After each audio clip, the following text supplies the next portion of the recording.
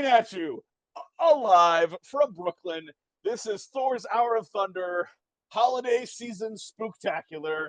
Just because it's the December holidays doesn't mean you should remember the best holiday, Halloween. So here we are doing Arsenic and Old Lace. We are using the script for the 40s film starring Cary Grant and not Boris Karloff. Joining me are everyone I've ever met. Take it away, narrator. This is a Halloween tale of Brooklyn where anything can happen, and it usually does. On this particular day, this was happening. We're at a baseball game. We see people screaming. It's New York. You're seeing all kinds of baseball, brand on. We're going in Brooklyn. And then we leave. I'll knock your block off, you big stiff. You're a bum. And then we see the baseball game being played, the spectators, everybody's involved. We see a batter missing his ball. We hear the umpire standing behind the catcher and heavily covered with a protective suit yelling. Drake, you're out! The batter who missed the ball drops his bat on the ground and comes back to the umpire. He tears the umpire helmet and mask away and gives him a good punch in the nose. The umpire falls on the ground, the catcher hits him, and then the batter. The umpire rises slowly from the ground.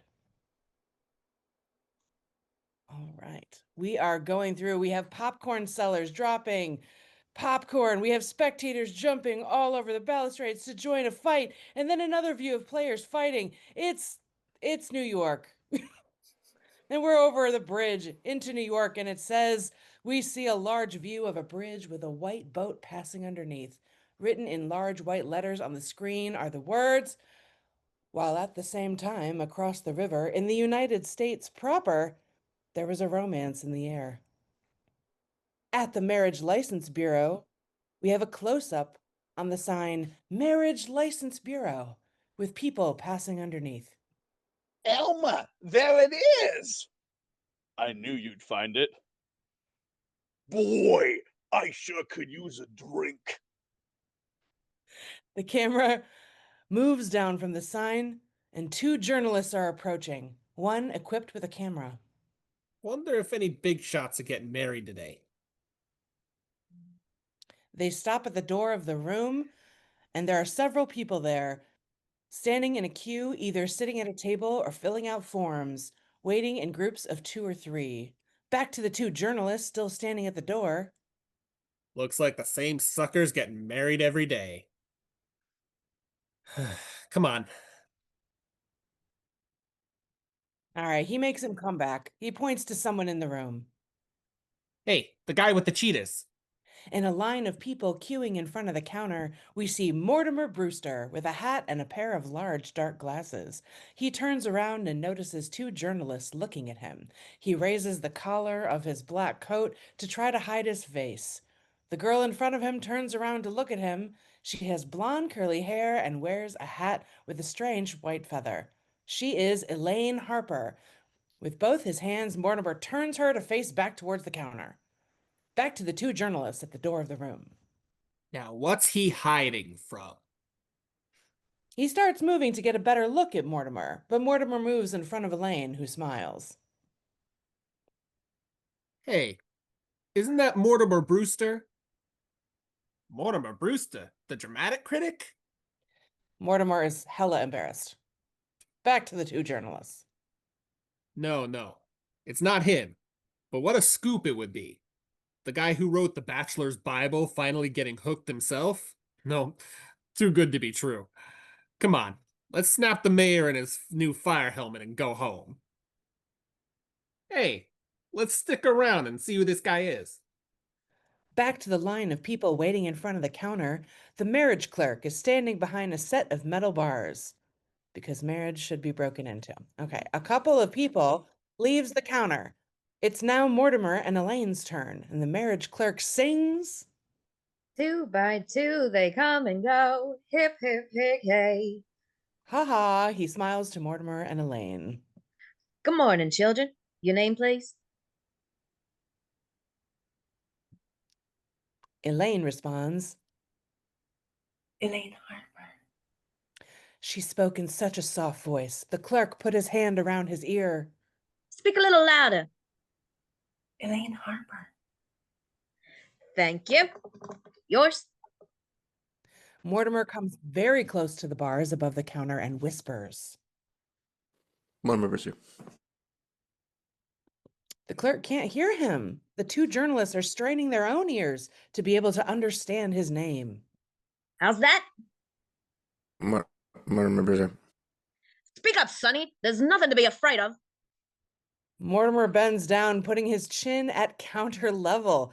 Then he stands up again and opens the gate in front of the clerk. He puts his whole head on the bar in front of the gate and straightens his hat, bringing his face close to the clerk's, and he still whispers. I want to keep this undercover. Love her? But of course you love her. You're gonna marry her, aren't you? No, you don't understand. Come here, come on. He signals to the clerk to come close. I don't want this to get out for a while. I'm Mortimer Brewster. You who? Mortimer Brewster. He doesn't even finish telling his name. He takes Elaine's hand and runs outside the room, dragging Elaine behind him. The two journalists react to the news. That's him! They start running after Mortimer. And outside the marriage bureau, we see he's still dragging Elaine, Mortimer running into the corridor. Mr. Brewster! He pushes Elaine into a telephone booth and enters behind her. Squished in there, there's already a man in the booth who's using the phone. With 3 people in the booth, Mortimer can hardly close the door behind him. The two journalists run into the corridor. Mr. Brewster! They pass by the booth, not noticing 3 people inside the booth, and the man, still holding the phone receiver, tries to protest the intrusion. Oh, look! Mortimer takes the phone and speaks right into it. Goodbye, dear. He hangs up the receiver and then pushes violently the man outside the booth. The man is very angry, understandably, but doesn't try to come back in the booth. And then the excited Mortimer is talking to Elaine. Don't you understand? How can I marry you? Me, the symbol of bachelorhood. I've sneered at every love scene in every play. I've written 4 million words against marriage. Not only hooked, but to a minister's daughter. Not only a minister's daughter, but a girl from Brooklyn. And look at the way you look. What is that sort of contraption you've got there? He taps on the pin on the lapel of Elaine's jacket. What's a pin I borrowed from your aunts? You know what they're saying. Something borrowed. Yeah, I know. That's something borrowed, something blue, old new, rice and old shoes, carry you over the threshold, Niagara Falls, all that silly tripe I made fun of for years. Is this what I've come to? I can't go through with it. I won't marry you, and that's that. He takes his glasses off and Elaine whispers to him. Yes, Mortimer. What do you mean, yes, Mortimer? Aren't you insulted? Aren't you going to cry? Aren't you going to make a scene? No, Mortimer. And don't know Mortimer me either. Don't you see? Marriage is a superstition. It's old-fashioned. It's a... Oh. And they passionately kiss. He stops kissing her and gets out of the booth, dragging her behind him, and they both re-enter the marriage bureau. Back in the marriage bureau, they get back at the end of the line of people waiting to get married. The girl in front of Elaine winks at Elaine, and Elaine winks back at her. A man in front of the girls turns towards Mortimer and smiles to him in a slightly idiotic way. Mortimer looks at him, a bit surprised, and gives him a forced smile, showing teeth. Then outside, we see a street in Brooklyn, in front of a nice house. Written on the screen is, "And now, back to one of Brooklyn's most charming residential districts."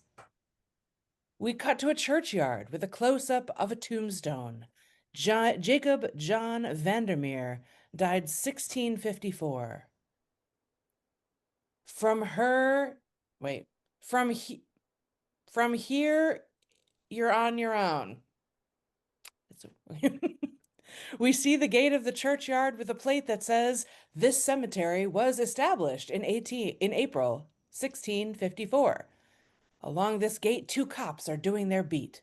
The older one, Sergeant Brophy, is talking to the younger one, Officer Patrick O'Hara.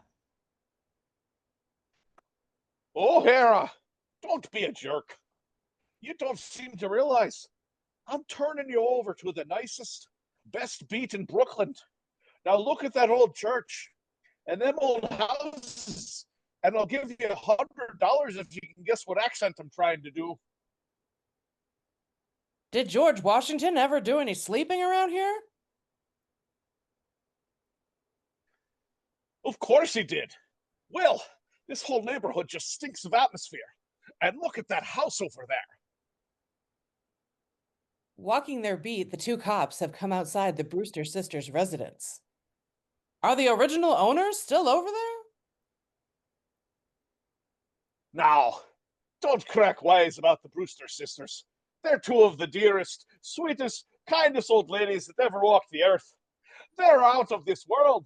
They're like pressed rose leaves.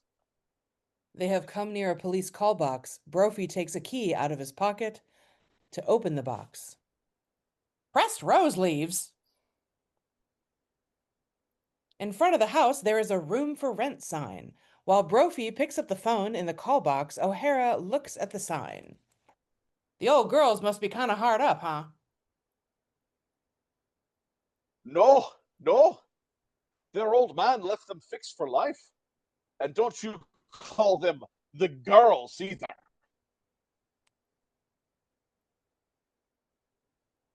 Brophy, is the lieutenant around? Then, so why do they rent a room there for? They don't rent rooms. But you can bet if anyone came looking for a room, they wouldn't go away without a good meal and probably a couple of bucks in their pockets. That's just their way of digging up people to do good.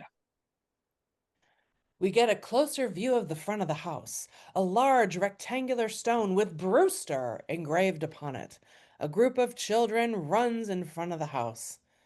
Inside the Brewster residence, in the sitting room, in the forefront of that room, Teddy Brewster is playing Mozart's Turkish March on the harpsichord. He looks a bit like late Theodore Roosevelt, and he is dressed like the president who was dressed on the official pictures we've got of him. And like the president, he's wearing a pince-nez, or however you say that. And another corner of the room, Abby Brewster is having tea with Reverend Harper, Elaine's father. She looks like an old English lady, a bit like Agatha Christie's Miss Marple. Reverend Harper, I do hope you don't disapprove of Mortimer just because he's a dramatic critic and takes your daughter to the theater every night. It's not so much that I disapprove of his being a critic, but no man with this published attitude on marriage. A close-up of the book Reverend Harper just put on the table, Marriage, Fraud, and Failure by Mortimer Brewster. Should take any man's daughter, any place, at any time. I must be catching a cold. No, dear.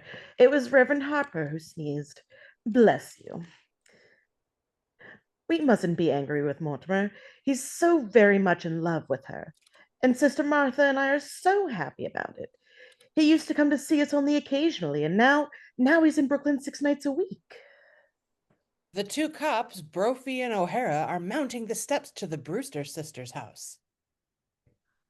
Remember now, watch your language.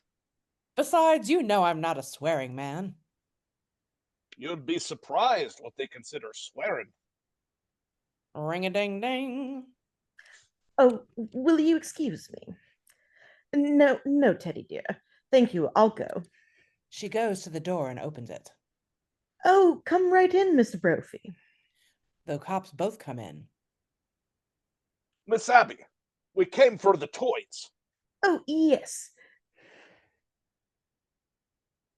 This is Officer O'Hara. He's taken over my beat. How are you doing? May I welcome you to our neighborhood, Mr. O'Hara? Teddy, with his teacup in hand, joins the group. He speaks with a very serious expression. Gentlemen, what news have you brought me? Cardinal, we have nothing to report. O'Hara doesn't get it. Brophy elbows him with an arm. Huh? What? I don't understand. Oh, I get it. Splendid. Thank you, gentlemen. At ease.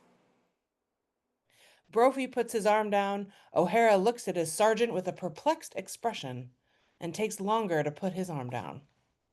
You know the Reverend Dr. Harper from the church next door? Hello, Reverend. This is Officer O'Hara, the new man on the beat. Teddy's very puzzled at O'Hara. How do you do, sir? It's nice to meet you. The toys are on the chair up here, by the library door. O'Hara moves towards the pile of toys. Teddy's eyes are following him with that same puzzled expression. O'Hara feels less and less at ease. Oh, Teddy dear, will you run upstairs and bring down your army and navy from Aunt Martha's room? They're all packed. That's splendid work you men do, fixing up discarded toys for the kids at camp. Teddy, who has started to mount the stairs to the upper level, stops in his stride, pretends he's taking the sword out of a sheath at his side, points this imaginary sword in front of him, and starts running up the stairs, yelling, Charge! When he arrives on the balcony on which open the bedroom doors, he rushes into his room and slams the door. While Brophy and Reverend Harper remain unmoved, O'Hara, who is standing by the grandfather clock, jumps and looks at the clock, which chimes once. The minute hand of the clock falls down to the half-hour position. O'Hara is very disturbed and points his stick at his sergeant, who seems to be totally unmoved by the event and laughs with Reverend Harper and Abby. It gives us something to do as we are sitting around the station. You get tired of just playing cards. Abby moves away from them to the grandfather clock. She puts the minute hand back to its original position. And then Brophy and Reverend Harper join her by the clock. So these are the toys? O'Hara picks up the box in which the toys are stashed. How's Mrs. Brophy? Oh, she's better, thank you. But a little weak still. Well, I'd better get some beef broth for you to take with. Well, I'll better get some beef broth for you to take to her. You gotta stop drinking, Aunt Abby. Oh, Miss Abby, please don't bother. You've done so much already. Oh, stuff and nonsense. I won't be a minute. She moves and exits into the kitchen. Gentlemen, if I know what pure kindness and absolute generosity are, it's because I've known the Brewster sisters. On the balcony, Teddy gets out of his room with a bugle and starts playing it very loudly. O'Hara jumps and drops the box with the toys on the floor. Reverend Harper and Brophy seem to be less moved by this event. Brophy points his finger up at Teddy.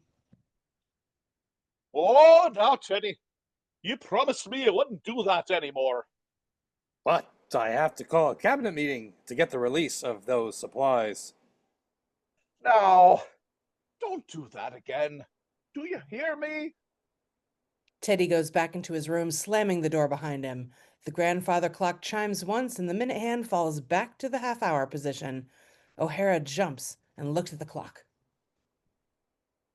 He used to do that in the middle of the night, and neighbors raised Cain with me.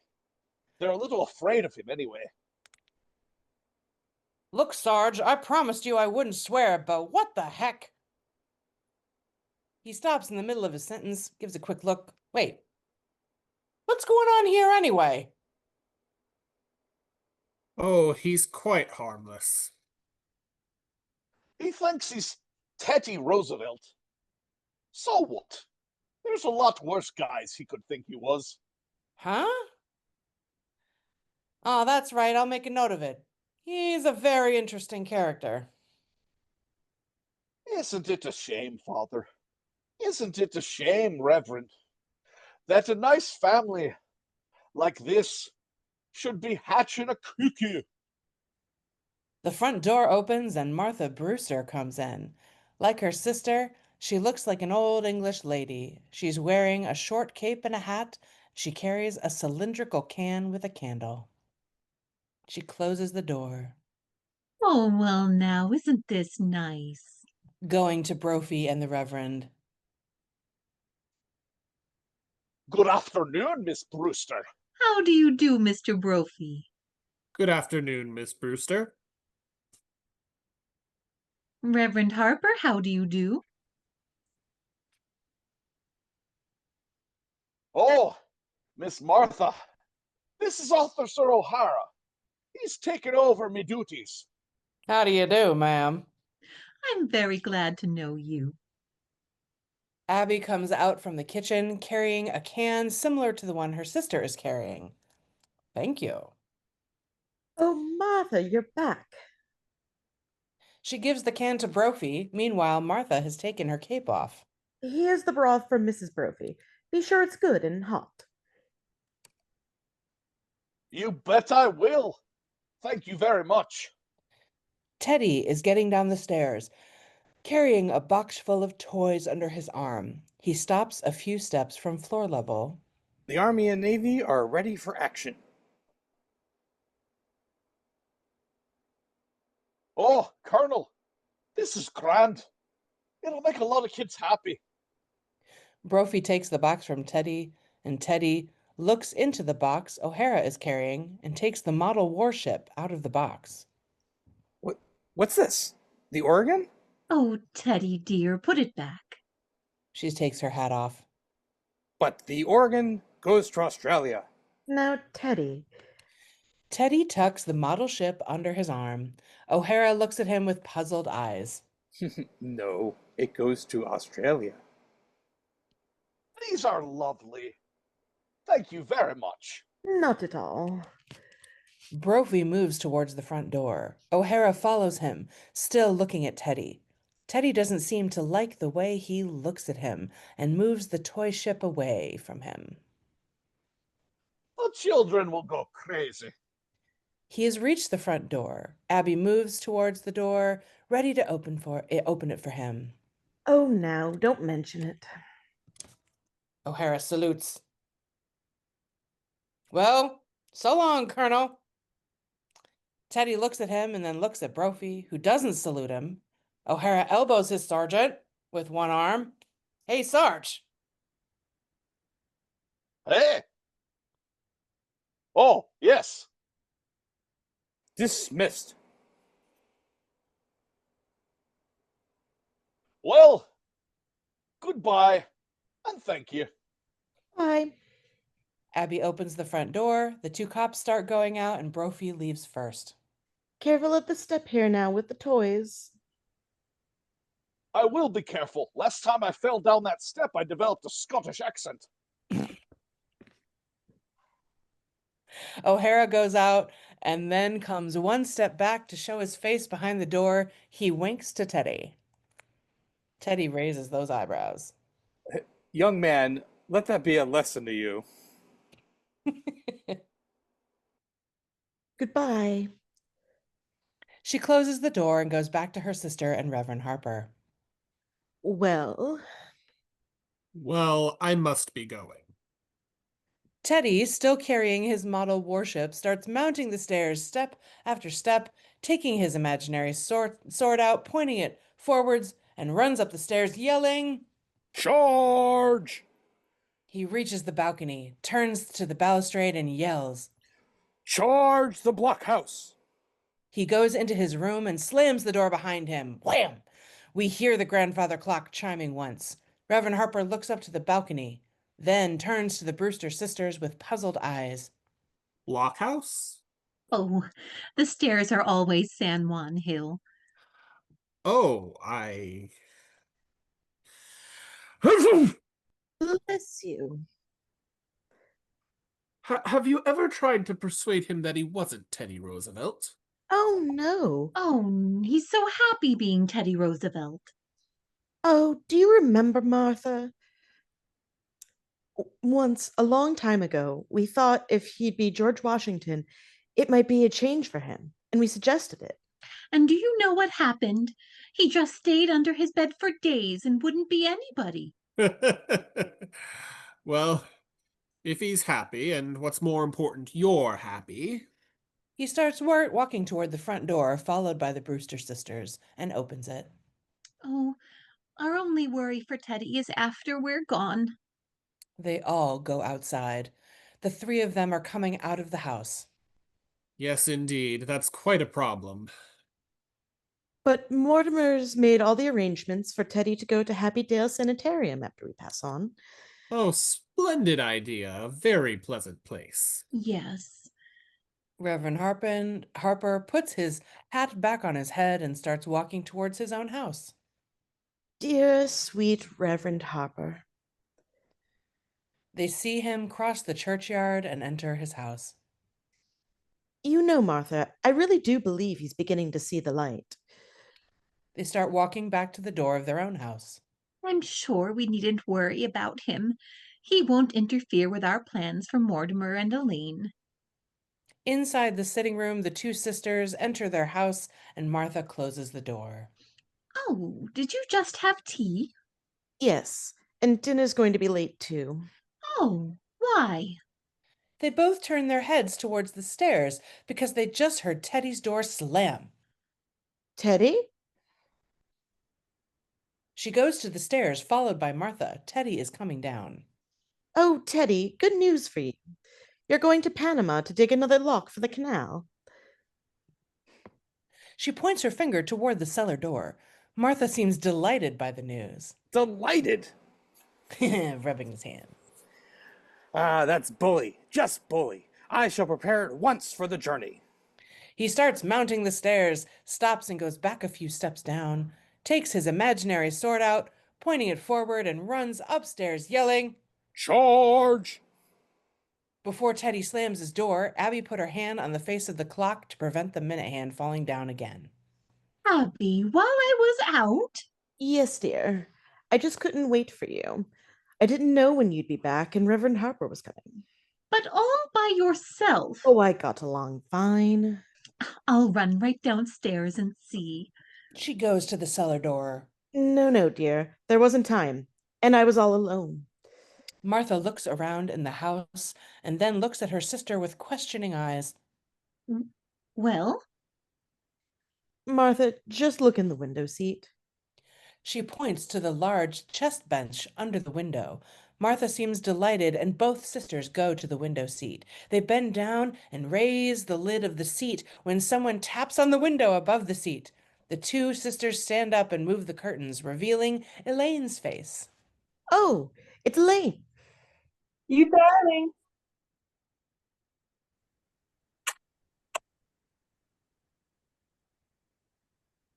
But Elaine! What did she mean? You don't suppose they've gone and... Exterior, the taxicab has stopped in front of the Brewster sisters' house. The driver is half inside the back of his car, apparently looking for something. Mortimer is already out of the cab. He's whistling. He raises his hand and yells, Elaine! Elaine is crossing the churchyard to her father's house. She stops and turns and looks at Mortimer.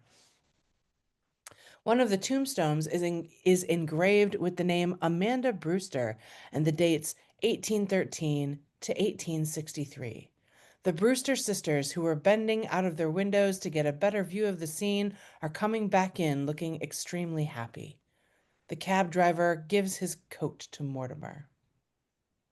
Hey, buddy, this old cab has seen oscillation, but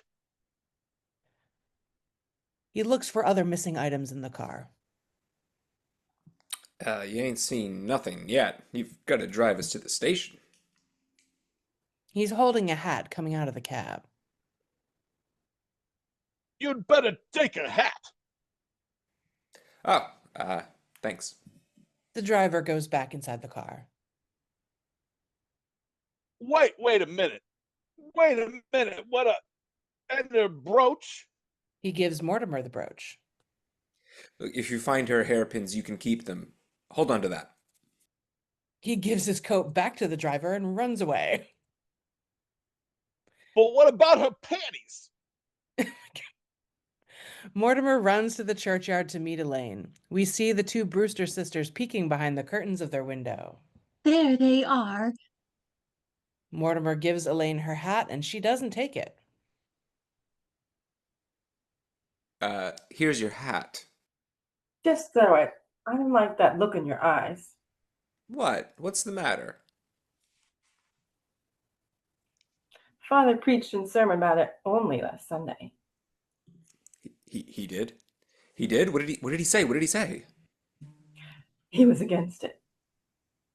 Ah, but that was only Sunday. He chases her around a tree and they laugh together. Ha ha ha ha. Please, for heaven's sake. But Mortimer, right out here in the open with everyone looking? Yeah, right out here in the open with everyone looking. Let everyone in Brooklyn over 16 look. He keeps chasing her around that tree. Behind that curtain, the two sisters are still peeking. They laugh and slightly move the curtains open a few inches to have a better look. Back at the tree, the couple is hidden by the tree. They separate and move a little away from each other, each one of them appearing on either side of the tree. But Mortimer, you're going to love me for my mind, too. One thing at a time. She starts running away from him. Oh, there's that look again. He's clowning. There's that look again, Mortimer. You better get used to it. He becomes more serious and comes closer to her. Look. Looks like, you're gonna see it often. It goes just before this. Oh, they kiss passionately. You know what we're going to do? You know what we're doing, darling? We're wasting time. Look, I'll go tell my aunts, and you tell your old... No, you better not tell your father just yet. You'll run that cold of his into a pneumonia. Oh, I can handle Father. He's a dear. Look, why don't we just wire him from Niagara Falls? Niagara Falls? That's why you stopped at your office. Yes, certainly. We're going to go the whole hog, Niagara Falls. Everybody ought to go to Niagara Falls. You should have seen my secretary's face when I made the reservation. We've got a drawing room on the train, the bridal suite in the hotel, and tomorrow morning we go over the falls in a barrel. Elaine kisses Mortimer very passionately. Go on, darling, hurry and pack. I don't have to. I started packing the day after I met you. She starts moving away, but he holds her back. There. You see? That's what I mean. That's what I hate about women. And yet he kisses her. Back to the cab driver, who's pacing in front of his car, he rubs his chin. I wonder what Mary's doing now. Mortimer and Elaine are still going at it. Mortimer lets go of Elaine. He puts her hat on her head. Go on, darling, the train leaves in an hour. And hurry. It'll be a few minutes before I'm ready. Father may want to pray over me a little bit. Whistle when you're ready. Oh, Elaine, Yeah? when you whistle, open the front door fast. If you see a tall, dark streak of light, it's me. He starts running towards his aunt's house. Elaine runs to her father's house. She stops at the door of her house and starts whistling. Mortimer, who had also reached his door, stops and turns around. What, now? He starts running toward her, but she stops him. No, not now. She opens the door. Back in the Brewster residence in the sitting room, the two sisters are eagerly awaiting Mortimer. Martha whispers, Look surprised when he tells us. Ah, They hear a door slam in the next room. Aunt Abby, Aunt Martha. He rushes into the room and throws his hat on a chair. Hold on to your bustles. We're married. Elaine and I are married. They both hug and kiss Mortimer. oh, darling, how wonderful. Oh, Martha, isn't it wonderful? They're married. Yeah, don't pretend to be so surprised either, you two old frauds. Can I use the telephone, darling? Yes, of course. He goes to the telephone, followed by the aunts. Isn't it too wonderful? He sits at a small desk on which the telephone is and whistles while dialing. And to think that it happened right here in this room. Oh, now here. Oh, now here. Hello now. Hello. Benson's florist? Yes, this is Mortimer Brewster. Did you send those roses to Mrs. Brewster's apartment? You did? Good. Now send 4 dozen more to Drawing Room A, Canadian Limited, Grand Central Station.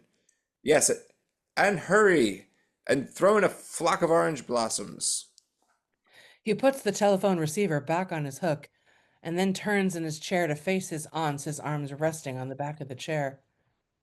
But before you go, we can have our celebration. I'll open a bottle of wine and we'll sing, and we'll invite a few of the neighbors in. And of course, a wedding cake. Oh, darling, you won't have time to bake a cake. We're going to Niagara Falls. I've got a taxi waiting. Oh, it's all ready. It's been ready since. Yeah, I bet it's been ready since the first day I met her, huh? What is it? Everybody in Brooklyn know I was getting married except for me? Oh, we knew you'd find out about it in time. Come here. I've got the 2 nicest aunts in the world. Of course, you've got the nicest nephew in the world, too. Martha moves away into the kitchen. Well, I'll run along and get everything ready. Oh, dear. I do hope the Reverend isn't too angry. You know how your books upset him. Well, I'm going to burn all my books. And I'll let the Reverend Harper light the first match. Oh, by the way, did I leave some notes here for my new book? You mean Mind Over Matrimony? Yes. Where are they? I hid them someplace. Abby turns to go searching, and Mortimer pats her behind. What? Come on, let's go. Now you behave. Let's find them before Elaine sees them. Teddy comes out of his room on the balcony. He's dressed in a full colonial costume, complete with pith helmet. He's carrying a shovel, and his bugle is stuck in his belt. He walks rapidly down the stairs, stopping a few steps from the ground floor when he spots Mortimer. Hello, Mortimer. How are you, Mr. President? Bully, thank you, just bully. What news have you brought me? Just this, Mr. President. The country's squarely behind you. Yes, I know. Isn't it wonderful? Well, goodbye. I'm off to Panama. He walks to the cellar door, and Mortimer bends towards him. Goodbye, Mr. President. Before he opens the door, Teddy turns back to Mortimer. A new lock for the canal, you know. He opens the door and starts walking down the steps to the cellar. Before the door closes back, we can hear him singing. Oh, tell the news to mother. Abby is still looking for Mortimer's note, and in a drawer she finds a piece of paper that seems to annoy her. Oh, dear. Did you find those notes? Mortimer senses there's something wrong and walks towards her. What's the matter? There's a baby picture of your brother Jonathan. There's a close-up of this picture. It shows a very ugly child with a very strange face. You ought to put that in the fire with my books. My God, what a face. He gives the picture right back to Abby. I remember now. He used to scare grown-ups with it. Just the thought of Jonathan frightens me. Do you remember how he used to cut worms in two with his teeth? Mortimer is searching on the small telephone desk. Jonathan? He's probably in prison or hanged or something by now. He walks across the room and starts searching the table. You know, I saw a play which had a character in it. Reminded me of Jonathan. No, really? They both keep searching everywhere in the room. Yeah, oh, honey of a lunatic. One of those whodunits called Murder Will Out. Oh dear. Abby goes into the kitchen. Yeah, what a play. When the curtain goes up, the first thing you see is a dead body. While talking, he keeps searching and opening the lid of the window seat. He gives its insides a quick look, closes it back, and then moves away. The next thing. He stops in his tracks and looks back at the window seat. He jumps back to it, opening the lid and closes it very quickly. He then sits on the seat with a frightened look on his face. Slowly, he kneels down to the floor and opens the lid again, but very slowly. He talks to whatever or whomever is in the seat. Uh, hey, mister? It's very puzzling, but we hear Elaine whistling in the distance. Mortimer tries to whistle back, but no sound comes from his mouth. He tries again, but with no success. He is in shock. He looks at the kitchen, then at the seat. There's horror on his face, and his two aunts come from the kitchen, singing and carrying things for the celebration. The two sisters put things on the table when they come to Mortimer, who is still seated on the window seat. Abby is carrying a big bowl of rice, and the two girls start throwing rice in his face. Happy bridegroom. Congratulations, darling. Never mind that now. I know. Mortimer takes the bowl from Abby's hands and puts it on a small table. He remains seated while his aunts are standing in front of him. Now, listen, darlings. Aunt Abby, Aunt Martha, you know how I've always planned to send Teddy to that sanitarium, Happydale? Oh, yes, dear. That's after we're gone. They move away to start setting the table. Yes, we talked with Reverend Harper about it. No. Teddy's got to go to Happydale now. At once. Now, he's down in the cellar. Get him up here right away. There's no such hurry yet, you know. No. When Teddy's working on the canal, you can't get his mind on anything else. Mortimer stands up and comes to the table where they're working. Well, look, darlings, look, I'm frightfully sorry, but I've got an awful shock for you. He takes Abby's hands in his. Teddy's killed a man, darlings.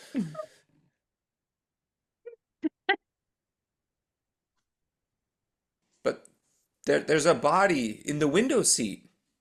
Yes, dear, we know. Mortimer looks even more shocked than before, but his two aunts keep on setting the table as if nothing is going on.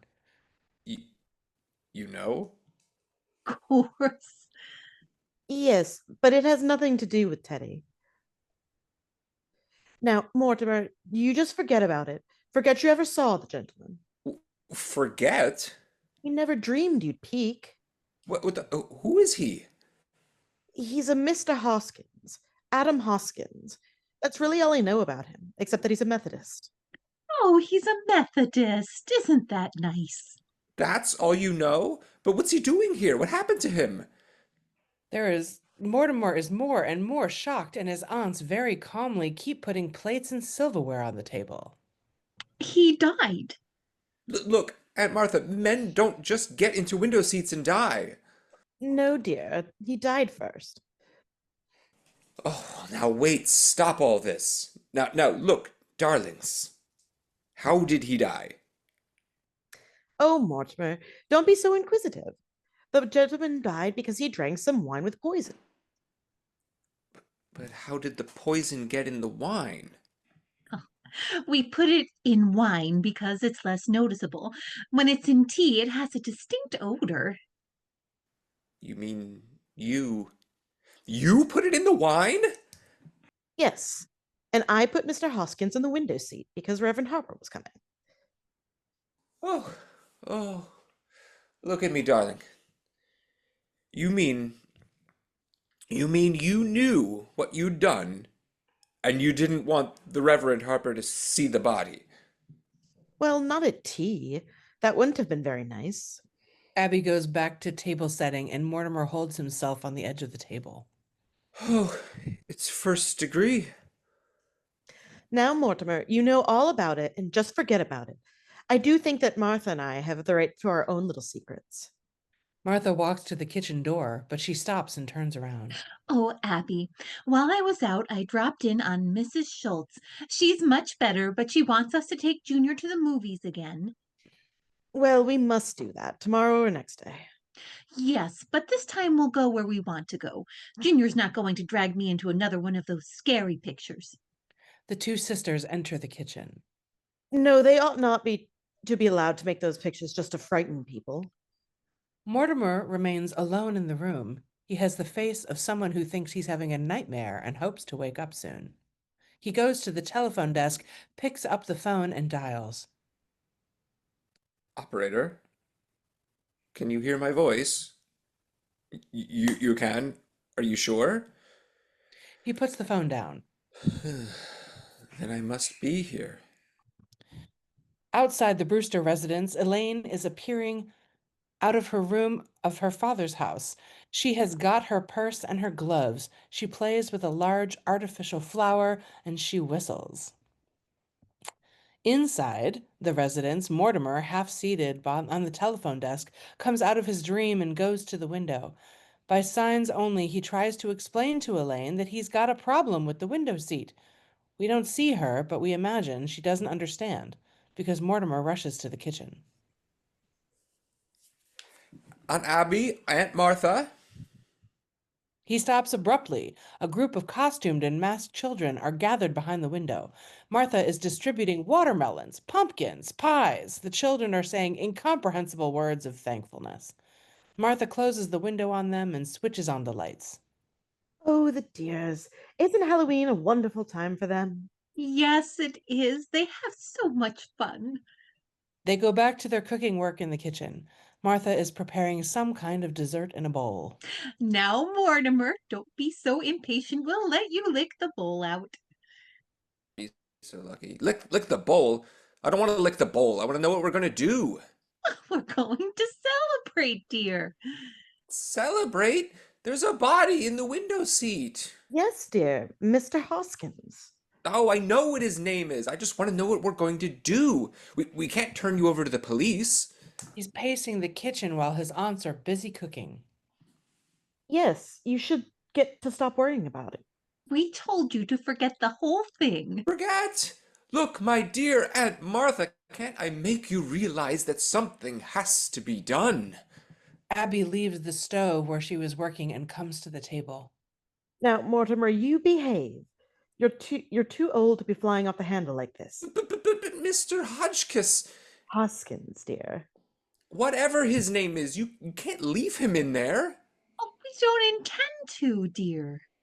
No, Teddy's down in the cellar now, digging the lock. Oh.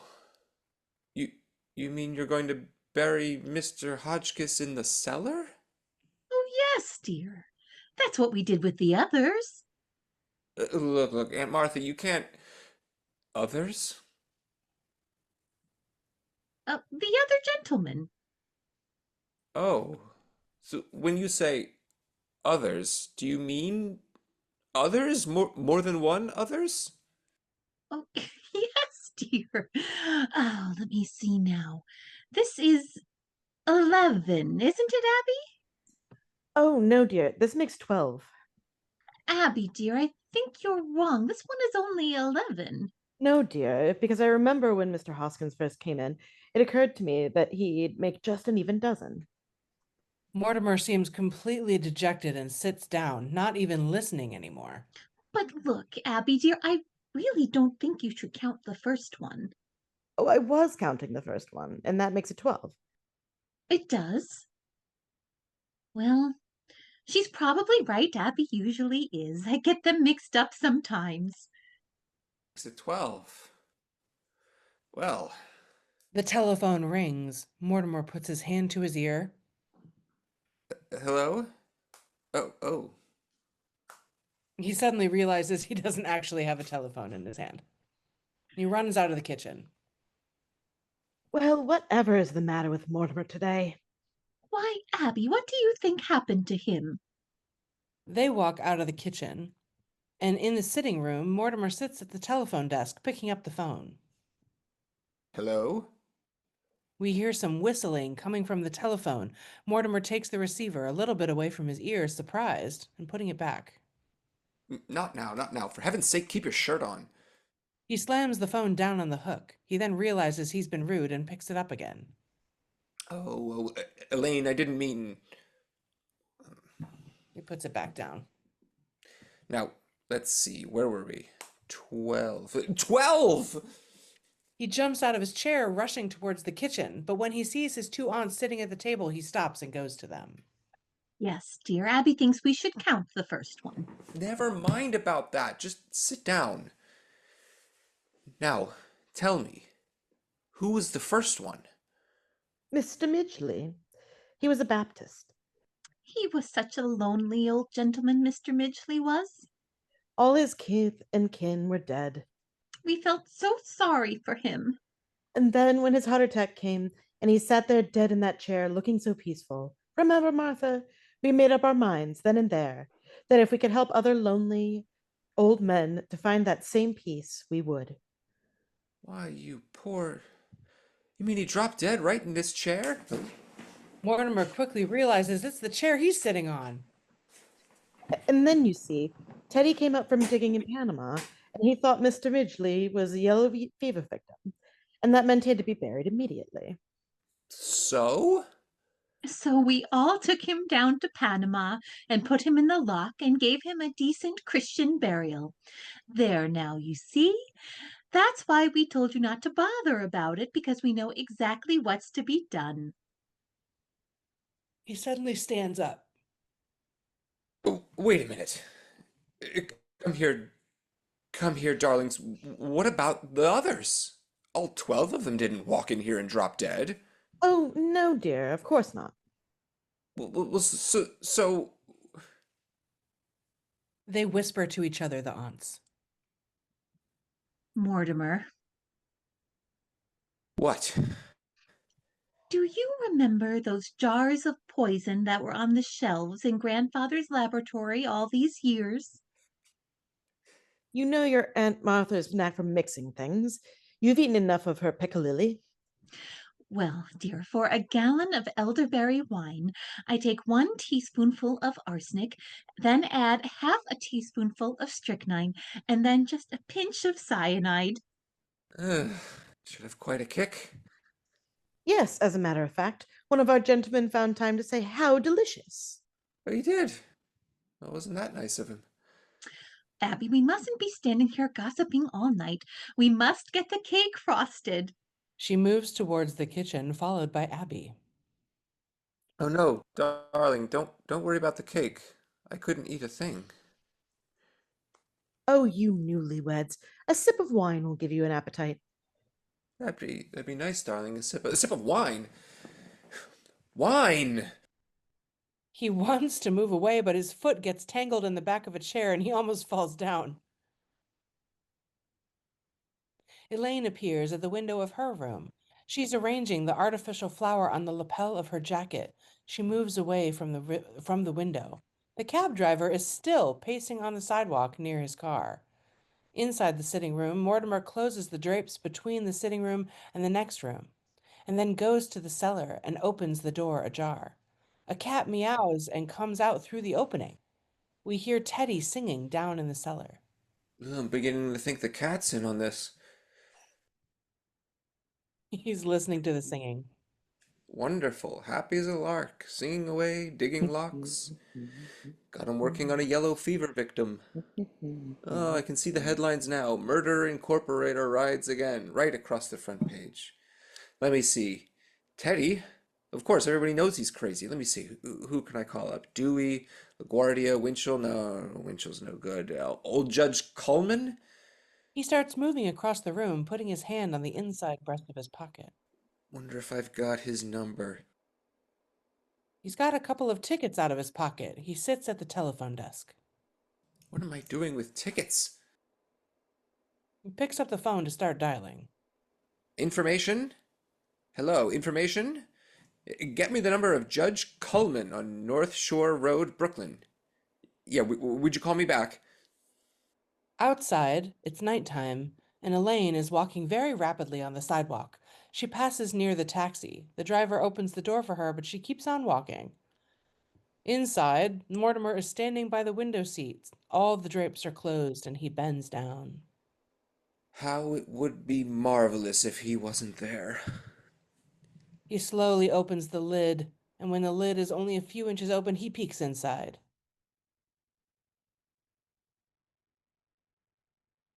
Elaine, you can hear her voice. Mortimer slams the lid down. And you're on mute. That makes sense. Hey, you! I thought you were a tall, dark streak of light. She's standing by the half-open door, and she makes gestures, the gestures Mortimer made when he had told her the same sentence earlier in the churchyard. What are you doing here? What am I doing here? Didn't you hear me whistle? Whistle? Yes. Yes, I heard you whistle, but, He stands up. She shows off her pretty dress. Oh, you look fine. You look fine. Now run on home. I'll call you up tomorrow. Tomorrow? He pushes her towards the door. Yeah, you know I always call you up every day or two. Oh, you and your gags. Where's your hat? Come on, the bags are in the taxi. Taxi? What? Huh? What? Huh? Yeah, come on. Oh, Elaine, I'm so sorry, but something's happened. What'd you do? Lose your nerve? Hey, where's that look? I was going to see so often. She takes his head to bring her mouth close to his ear, and then she starts whistling again. Oh, stop. Don't whistle in my ear, please. Mortimer, what's wrong? Look at your hair. Oh my God, what color is it? Quick, has it turned? Oh, darling, what's the matter? What happened? Oh, Elaine, if I could only tell you, Elaine. You smell so nice. The phone rings. Mortimer jumps up. Oh, oh, He pushes her out to the open front door. you'd better go home.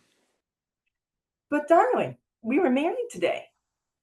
All right, go home, get to bed, get some rest. Rest?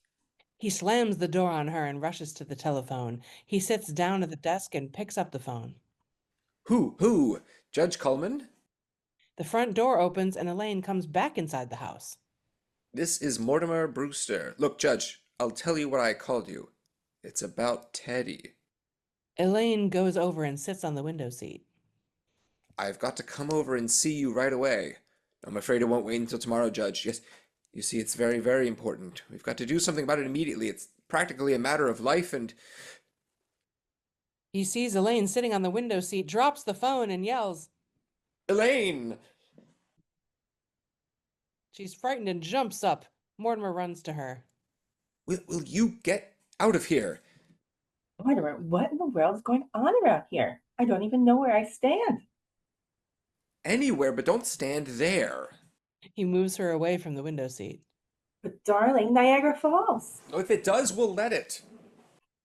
Now, wait a minute. Listen, you can't marry me 1 minute and then throw me out of the house the next. Darling, I'm not throwing you out of the house. He lifts her and actually throws her out of the house. Will you get out of here? Outside of the house, Elaine bumps into an old man, Mr. Gibbs, standing just outside the entrance to the house. He's holding a newspaper in his hand. She comes back to the door, but Mortimer slams it in her face. Mortimer locks the door and goes back to the phone. Elaine is knocking desperately at the door. Gibbs is still behind her. Mortimer! Mortimer is sitting at the desk talking to the phone. In the background, we hear Elaine's pounding on the door. No, I'm sorry, Judge, but a thing happened. But Judge, about Teddy, you see... Mortimer! Hold it. You see, Judge, it's his bugle blowing. Yes, the neighbors have been complaining. The police are all set to throw him into a state institution. How do you like that? Gibbs shows his newspaper to Elaine. I read an ad here about a room for rent. Oh, shut up. She walks away, leaving Gibbs at the door. She walks quickly by the taxi. The driver opens the door for her, thinking she's going to get in, but she just walks on. Mortimer is still on the phone. I thought that if you sign the papers, I can get Teddy to commit himself and get him in a Happy Dale. Yes, it's a wonderful place, Judge. You will? Fine. I'll be over right as soon as I've made another call. The front doorbell rings. Gibbs is standing by the door, ringing the bell. Abby comes in the room from the kitchen. Mortimer is still on the phone. Doorbell's ringing, dear. She opens the door, revealing Gibbs. Oh, how do you do? Come in. Understand. You have a room for rent. Martha drops her cookie and comes into the room. Yes, do step in. Well, are you the lady of the house? Yes, I'm Miss Brewster. Yes, operator, give me long distance, please. And this is my sister, another Miss Brewster.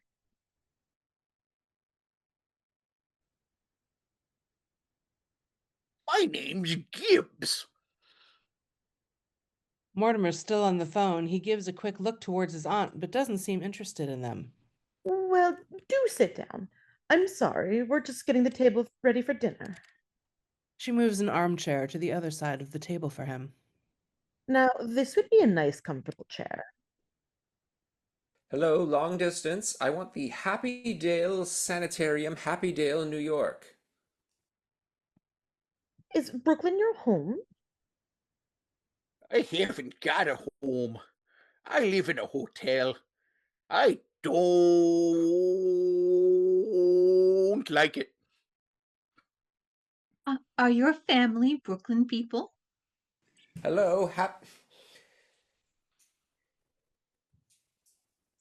Oh, I haven't got a family. Well, operator. All alone in the world? Yeah. No.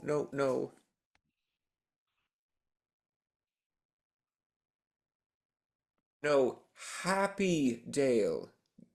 Yes. Well, you've come to just the right house. You sit down. She helps him sit down in the armchair while Martha is bringing a carafe of wine and a glass. No, Dale. D like in like dig, you know when you dig a lock? That's right. A. A like arsenic. You got that?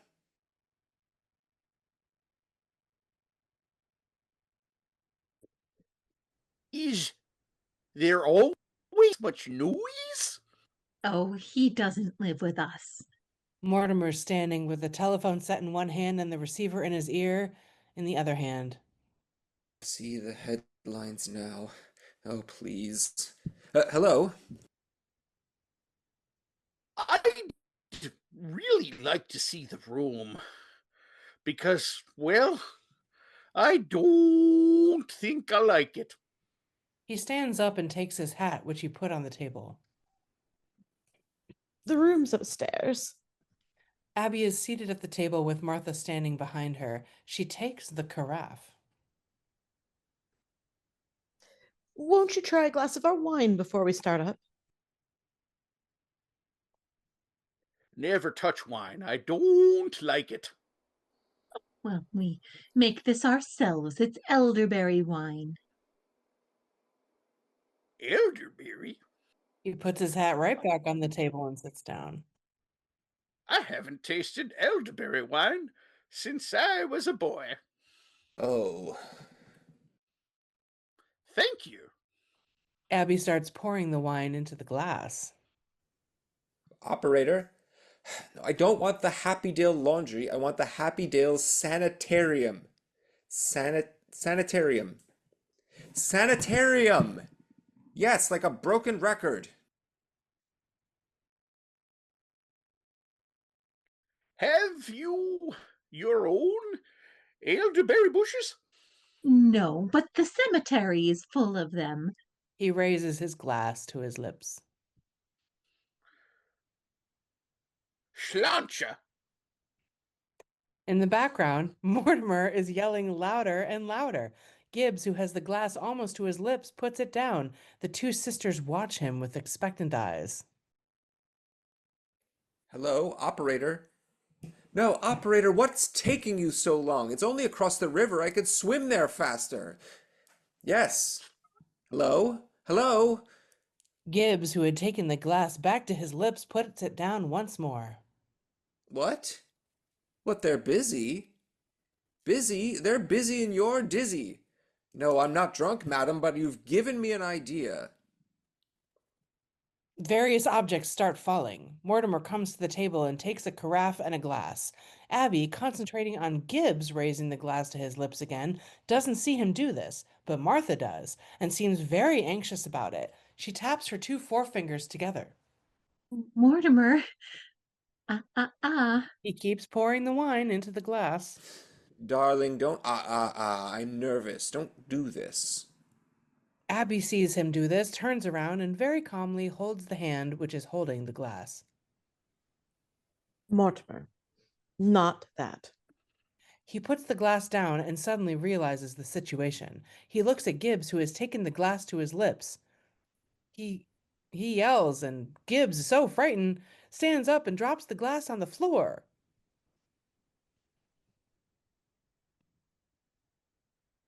Get out of here. Do you want to be poisoned? Do you want to be murdered? Do you want to be killed? Do you? Gibbs grabs his hat and runs to the front door. Mortimer runs after him and falls over an armchair standing in his way. The two sisters seem very upset. Gibbs gets out and slams the door behind him. Gibbs runs out of the house, stops by the cab driver, who is still seated near his taxi, smoking a cigarette. They're nuts. I don't like it. Hey, you telling me? Gibbs runs away in the street. The two sisters are seated at their window seat. Mortimer slowly raises himself from the overturned armchair. Look, you can't do things like that. He stands up and puts the armchair back on his legs. I don't know how I can explain this to you, but it's not only against the law, it's wrong. Oh, pickle. It's not a nice thing to do. People wouldn't understand. He wouldn't understand. What I mean is, well, look, this is developing into a very bad habit. The telephone rings. Oh, yes? He goes back to sit on the chair, picking up the phone. Hello? Who? Oh, Happy Dale Sanitarium. Oh, that's amazing, operator. Yeah, Happy Dale? Oh, let me talk to Mr. Witherspoon, please. We have a shot of Witherspoon sitting in his office, at his desk, the telephone receiver to his ear. Mr. Witherspoon speaking. Oh, how do you do, Mr. Brewster? How are you? Well, Mr. Witherspoon, do you? Oh, I'm fine, thank you. How are you? Mr. Witherspoon, do you remember that conversation we had about committing my brother Teddy to Happy Dale? Oh, you do? Well, we want to commit him there immediately. Oh dear, oh dear. Oh, that's too bad. Well, I'd hoped we would have him for some time yet. Well, you see, Mr. Brewster, we have several Theodore Roosevelts at the moment, and it would lead to trouble. Oh, trouble. Oh, now, if he thought that... Look, Mr. Brewster, we're a bit short of Napoleons at present. The Bonaparte. And if... Oh, I see. Of course. Well, if your mind is made up... Yes. Have you had the papers drawn up? No, but I'm going to attend to it right now and call you as soon as I have them. Thank you, Mr. What? All right, thank you, Mr. Witherspoon. They both put the phone down. Another Roosevelt. Oh dear, oh dear. Mortimer goes back to his aunt, still sitting in the window seat. Now, listen, darlings, I've got to run over to Judge Coleman's, but before I go, I want you to promise me something. Well, we'd have to know what it was first. Well, I love you both very much, and you know I'd do anything in the world for you, don't you? Yes, dear. All right. Then I want you to do one little thing for me, like good girls. What do you want us to do? Don't do anything. I mean, don't do anything. Don't let anyone in the house and leave Mr. Who's It right where he is. Oh, get off that thing. I can't talk to. I can't concentrate. He makes them stand up from the window seat. Now, look, darlings, I wouldn't want anything in the world to happen to either of you. But what on earth would happen to us? Well, darling. Anyway, you'll do that little thing for me, won't you? All right.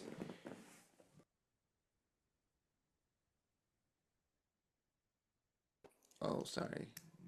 Where's my hat? Oh, there it is. But Mortimer, What, darling, what? we were planning to hold services before dinner. Look, couldn't that wait till I get back? Oh, and you could join us in the hymns. Yes, darling, I'll join you in the hymns. I'll sing with you. I'll dance with you. I'll do anything. But remember, don't let anybody in the house until I get back. You promise? The hat is too large for him, but he puts it on his head anyway and heads to the front door. Mortimer! He was almost out and he turns around. What? Abby points to the hat, but can't talk. Uh, uh, uh, Stop the What is it? Mr. Hoskins' hat. Oh! He throws the hat away and closes the door behind him. Outside, the cab driver is pacing back and forth on the sidewalk near his taxi. Mortimer comes running out of the house. The driver goes towards him. Hey, you still want me to wait here? Yes, call me a cab. Yeah, okay. They run together and stop in front of the parked taxi. The driver waves his arm. Hey, cab! Ah, here you go. Another taxi stops near the first one. The driver wants to open the back door for Mortimer. Don't open it. I'll sit with you. Yeah, that's right. I can go faster that way. Sure. Mortimer climbs in the front of the taxi next to the driver. The taxi drives away and the first driver remains on the street, touching his cap. Wait a minute. What am I doing? Hey! He pats his own taxi. Come here. Back inside the Brewster residence, Abby picks up Mr. Hoskins' hat. She brushes it with her hand and gives it to Martha. Fancy getting nice Mr. Hoskins' hat all messed up. Shame. Such a nice hat. She crosses the room, takes a brush on a cupboard near the window seat, and starts brushing the hat. You know, Abby, Mortimer didn't seem to be quite himself today. Abby brings 2 candlesticks to the table. No. Oh well. Martha opens the cupboard, which is full of men's hats. She puts Mr. Hoskins' hat with the others and then closes the cupboard. Well, what were you saying about Mortimer? Abby lit the candles. Oh, I think I understand why he seems so upset. Why? He's just been married. I believe that always makes a man a little nervous. Oh, yes, the poor dears. She crosses the room to the door to switch off the lights. I'm so happy for Elaine. Oh, Abby, if Mortimer's coming back for the services for Mr. Hoskins, we're going to need another hymnal. There's one up in my room. We hear knocks at the front door. Through the frosted window panels of the door, we see a shadow of 2 men. Oh, I'll go, dear. Abby, we promised Mortimer we wouldn't let anyone come in. More knocks at the door. Martha peeks through the drapes of a convenient window, a few steps above floor level on the staircase. Abby, 2 men, and I've never seen them before. Are you sure? Yes. Let me look. Abby climbs the steps and comes near her sister, peeking through the drapes. You look. They knock again. Do you recognize them? No, they're strangers to me. Well, we'll just have to pretend we're not at home. The front door opens because, of course, nobody locks their doors anymore, and the tallest of the two men, dressed in black and wearing a large hat, comes in first. The other one, shorter and hatless, follows him. We get a close-up of the face of the tall man, actually Jonathan Brewster. It's full of scars, and it makes him look a bit like Boris Karloff in the Frankenstein films. Come in, Doctor. Dr. Einstein, who is waiting at the door, comes into the room and closes the door behind him. This is the home of my youth. As a boy, I couldn't wait to escape from this house. Now I'm glad to escape back into it. Yeah, Yanni. It's a good hideout. He takes a small bottle from the inside pocket of his jacket and takes a sip. The family must still live here.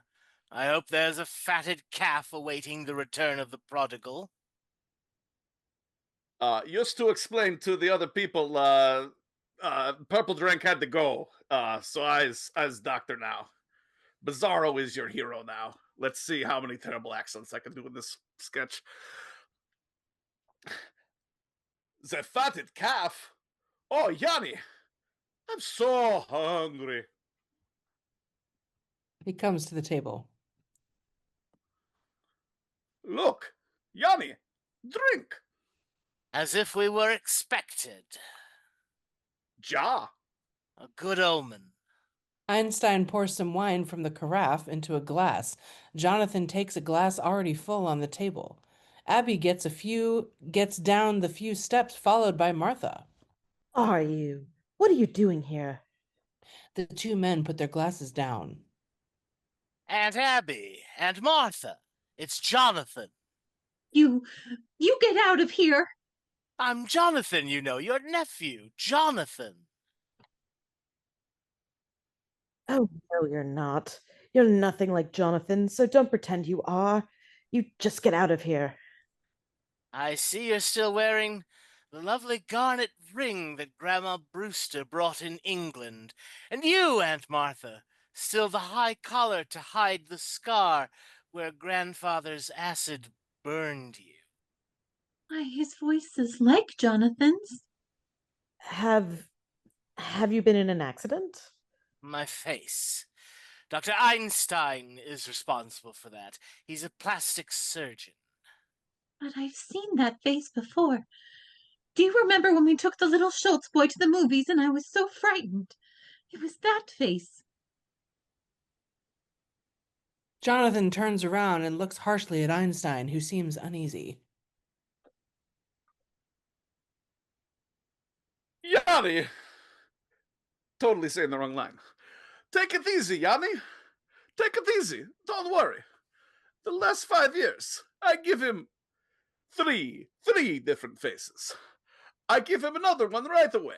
That last face, I saw that picture too.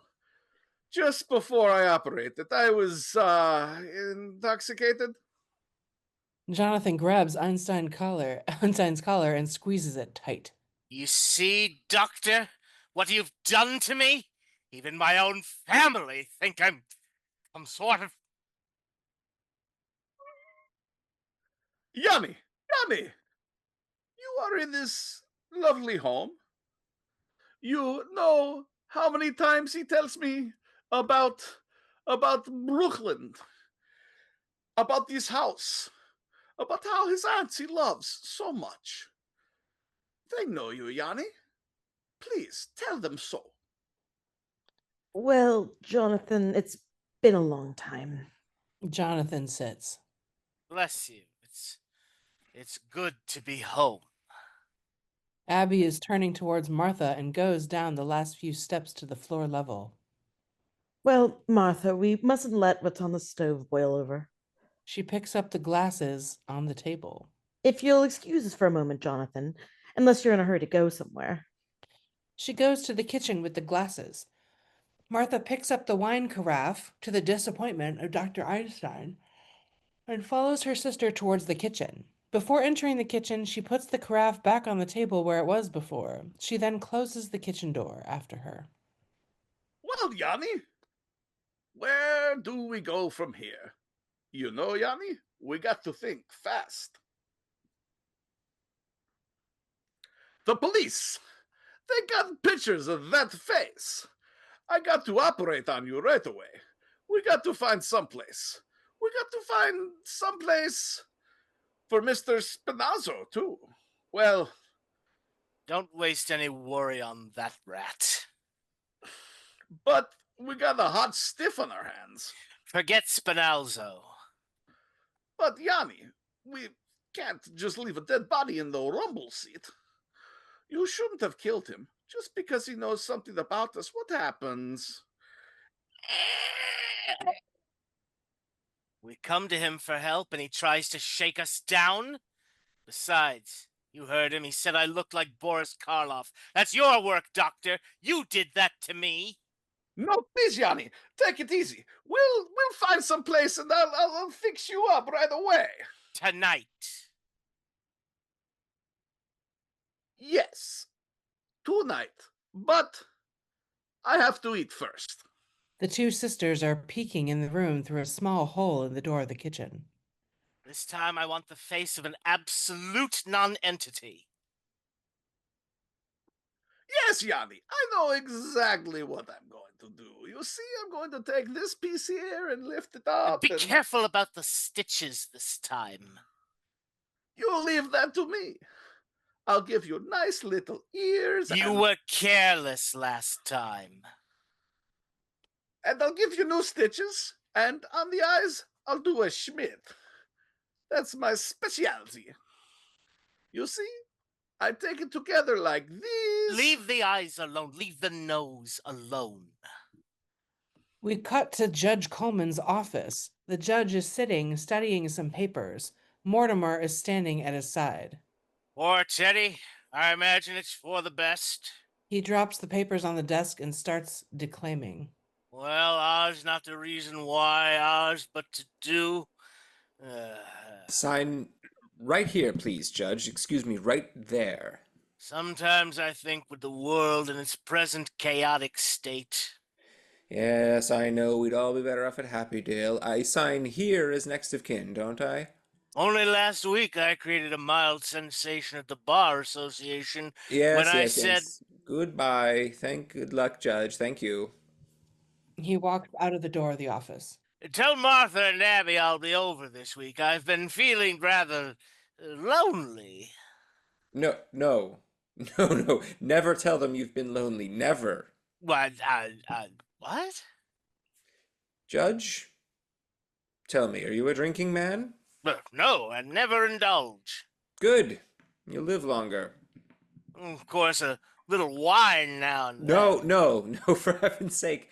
No wine. No wine. He goes out, slamming the door behind him. The judge looks pensively at the door Mortimer just closed. I may be committing the wrong Brewster. We return to the Brewster residence as the Brewster sisters are sitting at the table with Dr. Einstein and Jonathan. The dinner is finished and both men are smoking. Well, I'm sure you both want to get to wherever you're going. They stand up from the table. My dear, sweet aunties, I'm so full of your delicious dinner, I'm unable to move a muscle. Yeah, it's nice here. Teddy comes out of his room on the balcony. He's still wearing his colonial costume. He has a book in his hand and a spare pith helmet under his arm and rushes down the stairs. I found it! I found it! He stops suddenly. Gentlemen, be seated. Jonathan and Einstein pretend they're standing up, but they immediately sit back down in their chairs. Teddy comes down the last steps and goes towards the table. Here it is, gentlemen. The story of my life, my biography. He puts the book on the table in front of Einstein. It's open to a page with a picture. Here's the picture I was telling you about, General.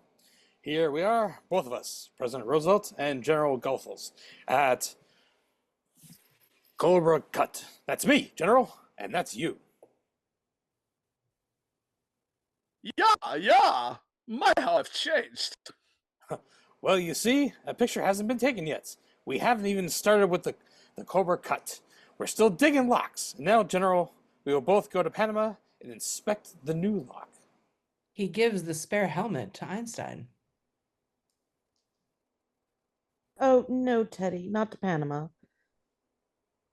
Oh, maybe some other time. Mr. President, Panama is a long ways off. Nonsense, it's just down in the cellar. The cellar? Well, we let him dig the Panama Canal in the cellar. General Goethals? Yes, sir. As President of the United States, Commander-in-Chief in the Army and Navy, and the man who gave you this job, I demand that you accompany me in the inspection of the new lock. Teddy, I think it's time for you to go to bed. I beg your pardon? Who are you? I'm Woodrow Wilson. Go to bed. No, you're not Wilson, but your face is familiar. Let me see, you're not anyone I know now. Perhaps later, on my hunting trip to Africa? Yes, you look like someone I might meet in the jungle. Possibly the only questionable joke for a 90-year script, so that's pretty good. Jonathan stands up with a menacing face. I think perhaps you had better go to bed, Teddy. He and his friend want to get back to their hotel. Jonathan sits placidly back in his chair. General Goethals, inspect the canal. Einstein stands up and takes his helmet. Yeah. All right, Mr. President.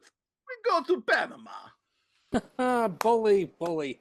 Follow me, General. He opens the door to the cellar, turns towards Einstein, taps on the helmet, and then to his own helmet. It's down south, you know. Einstein puts the helmet on his head. The helmet is too large, and it gets down all in his eyes. Teddy starts going downstairs. Before following him, Einstein turns to the others. Well, bon voyage. He follows Teddy downstairs. Jonathan has remained seated, with both his aunts standing at the other side of the table. Aunt Abby, I must correct your misapprehension. You talked of our hotel. We have no hotel. We came here directly. This is not your home, and I'm afraid you can't stay here. Jonathan stands and looks menacingly at his aunts. He moves closer to them, and they are frightened. Dr. Einstein and I need a place to sleep. You remember that as a boy I could be disagreeable? It would not be pleasant for any of us if... I don't want to go into details, do I? Perhaps we better let them stay here tonight. Einstein appears at the door of the cellar. Hey, Yanni, come here. Quick. He goes back down the stairs into the cellar.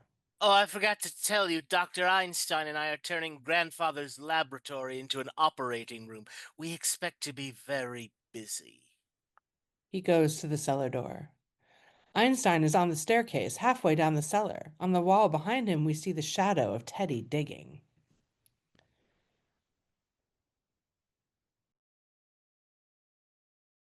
I probably got a line here because I'm trying to recast some roles. Let's say I'm like, yeah, Johnny, we's gonna do some stuff. He takes off his helmet. Jonathan joins him on the stairs. Hey, Yanni. It's the Panama Canal. Oh no. I'm so sorry. I do not have the We're on capacity. page What page are we on? Page 53. That would explain my problem. Sorry. Party foul. Hey, Yanni, how do we get them in there? No, that's you jumped ahead. Oh, sorry. The Panama Canal at the top. Thank you. Double party foul. Hey, Johnny, the Panama Canal. It just fits Mr. Spinazzo.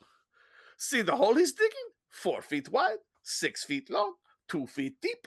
He just fits. You'd think they knew we were bringing Mr. Spinazzo along. Now that is hospitality. Rather a good joke on my aunts. They're living in a house with a body buried in the cellar.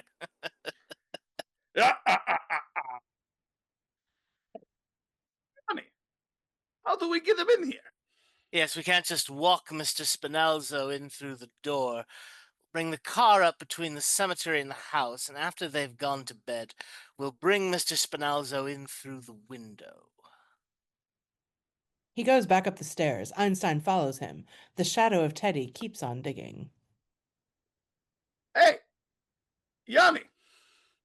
Jonathan comes in through the cellar door, with Einstein following behind him. His two aunts are still standing up in the room. We're moving the car behind the house. You'd better get to bed. The car is all right where it is until morning. I don't want to leave it in the street. That might be against the law. He opens the front door and goes out, followed by Einstein. Abby, what are we going to do? Well, we're not going to let them spend more than one night in this house, for one thing. But what would the neighbors think? People coming in here with one face and going out with another. What are we going to do about Mr. Hoskins? Oh, Mr. Hoskins. It can't be very comfortable for him in there. And he's been so patient, the poor dear. Well, I think Teddy had better take Mr. Hoskins downstairs right away. Teddy enters by the cellar door. General Goethals was very pleased. He said the canal was just the right size. From the table, he picks up the book he had shown to Dr. Einstein and starts looking at it. Teddy, there's been another yellow fever victim. Dear me, this will be a shock to the general. No, Teddy, we must keep this secret. Yes. A state secret? Yes, a state secret. Promised? You have the word of the President of the United States. Cross my heart and hope to die. He crosses his chest and spits on the floor, taking his aunt in his arms. Now let's see. How are we going to keep it a secret? Why, Teddy, I think you'd better get back down into the cellar. And then when I turn all the lights, when everything's dark down there, or dark here, you come up and take the poor man down to the canal. Now get along, Teddy. He crosses the room to the cellar. And we'll come down later and hold services. He turns around. Where is the poor devil? In the window seat. Oh dear, it seems to be spreading. We've never had yellow fever there before. Abby, I've never even seen Mr. Hoskins. Oh, my goodness. That's right, you're out. Well, you just come right along and see him now. You know, he's really a very nice looking, considering that he's a Methodist. Both sisters go to the window seat and are ready to lift the lid when the drapes above the seat suddenly wide open, revealing a very menacing Jonathan. The two sisters back off away, frightened. Jonathan slowly climbs through the window and stands on the window seat. We're bringing the luggage through here. He gets down from the seat, and Einstein appears behind the window carrying a suitcase. Jonathan helps him bring the suitcase into the room. Jonathan, your room is waiting for you. You can go right up. Einstein gives Jonathan another suitcase. I'm afraid we don't keep Brooklyn hours. You two run along to bed. Oh, but you must be very tired, both of you. And we don't go to bed this early. It's time I came home to take care of you. Behind Jonathan, Einstein has come into the room and is closing the window and drapes. Take the bags upstairs. Einstein takes the suitcases, moves away. Yeah, for the two instruments, I'll come back later. As long as I already messed up this play by trying to recast via text, I do need to say, Aunt Abby, if you're up for it, I guess it's a little kinky, but could you take over as Elaine as well? Southern accent suggested. The previous Elaine died, but she's got a twin sister, like in A Better Tomorrow 2. Sure, I can try my best. Thank you. Anyway, for the instruments, I'll come back later. Good night. Now we'll all go to bed. I'll wait until you're up and then turn out the lights. Einstein has almost reached the balcony. Martha starts climbing with Jonathan behind her. Run along, Aunt Martha. Just off to the laboratory, Doctor. Everyone reaches the balcony. Einstein disappears at the end, and Martha enters her room. Jonathan turns around and looks down at Abby. All right, Aunt Abby. I'll be right up. Now, Aunt Abby, turn out the lights. Abby goes to the switch near the front door and switches all the lights off. The room is completely dark. Abby climbs the stairs, reaches the balcony, and slowly walks past Jonathan, who's standing in the same place. And then she quickly enters the room she shares with her sister, who is holding the door open. Jonathan moves along the balcony and starts climbing the stairs to the upper floor. He stops after a few steps and sees the door of his aunt's room opening. Slowly, Abby comes out. Aunt Abby. Abby closes the door quickly, and Jonathan resumes his climbing. We hear Teddy steps, and the door opens to reveal Teddy, still in his colonial costume but without his helmet. He stops a few seconds and then starts crossing the room. We hear the lid of the window seat creaking, and we guess Teddy has just opened it. There are noises of shuffling, and then we see the shadow of Teddy carrying something apparently heavy. We hear the cat screaming, and we must guess that Teddy has stepped on its tail. Teddy comes into the light from the open door of the cellar. We discover he's carrying a human body, which could only be Mr. Hoskins, one taking from the window seat. Teddy turns around and starts going backward down the steps to the cellar. He stops a few seconds to close the door. We hear the noises of something falling, and we guess that Teddy must have missed a step and fallen all the way down into the cellar. Einstein goes down the staircase, lit only by a match he is holding in his hand. He's all right, Yanni. When he gets to the floor level, he meets Jonathan. I'll open the window. You go round and hand him through. But he's too heavy for me.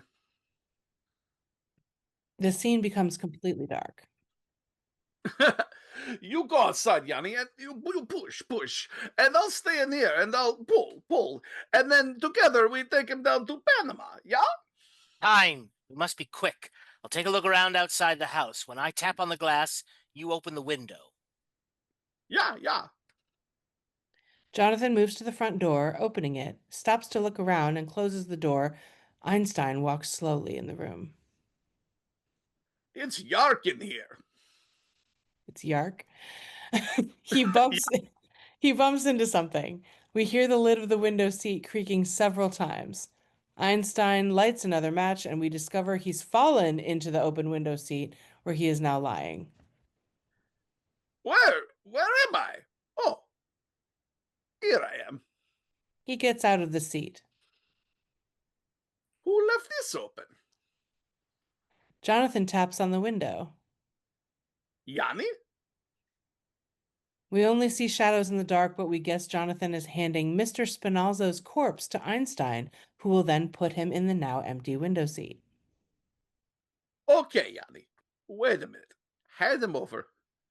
Okay. Now I have him. Alonzi! Up! Now, wait a minute. Johnny, you lost a leg somewhere. Hey, help me. He's so heavy. Okay. Now I have him. Now I got him. Be careful. Oh, but his shoe came off. Help me, Johnny. He's so heavy. Okay, now I got him. There's a knock at the door. Hey, Johnny, somebody's at the door. Go quick. I'll manage Mr. Speller also. Go quick.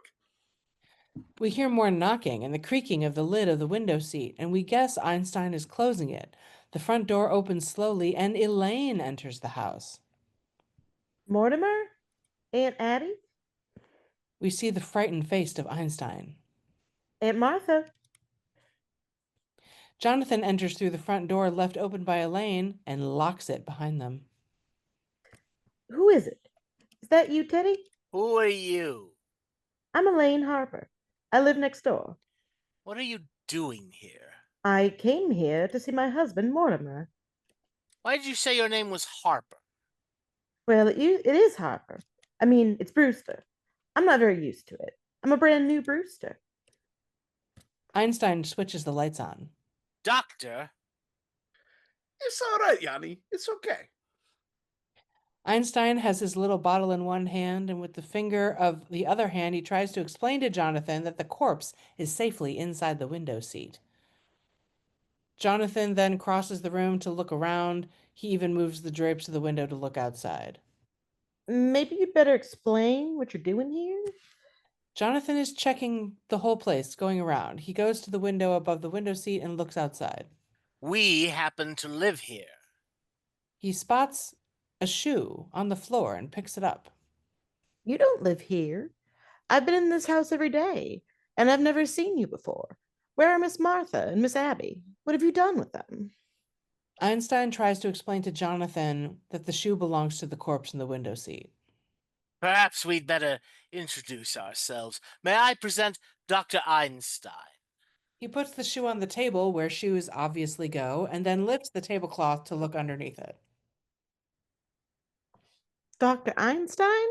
A surgeon of great distinction and something of a magician. Now I suppose you're going to tell me that you're Boris? I am Jonathan Brewster. Oh, you're Jonathan. Jonathan comes close to her in a strange way that makes her start walking backward. You've heard of me? Yes, they talk about you. What do they say about me? Oh, just that there's another brother named Jonathan. That's all they'll say. Oh, that explains everything.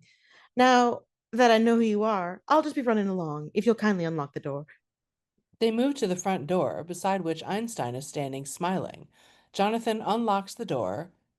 He opens it a few inches, but stands in the way of Elaine, not letting her get out. That explains everything? Just what do you mean by that? Why do you come here at this time of night? Well, I just thought I saw Mortimer drive up. I suppose it was you. Jonathan slams the door and locks it. You thought you saw someone drive up? He walks menacingly towards her, and she starts walking backward across the room. Yes. Weren't you just outside? Isn't that your car? You saw someone at the car. Yes. Einstein starts walking behind Jonathan. What else did you see? Oh, just that. That's all. I see. Is that why you came over here? Oh, no. I've came to see Mortimer. But if he's not home, I'll run. She tries to run away, but Jonathan grabs her arms and holds her very firmly. You've given two names. You're hurting me. I think she's dangerous. Teddy comes in through the cellar door. He has his helmet on his head and wears heavy working gloves. No visitors? It's going to be a private funeral. He starts climbing the stairs. Both Jonathan and Einstein are holding Elaine. Teddy, tell these men who I am.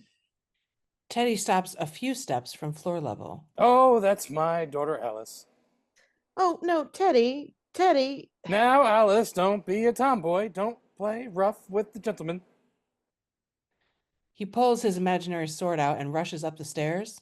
Charge! Teddy!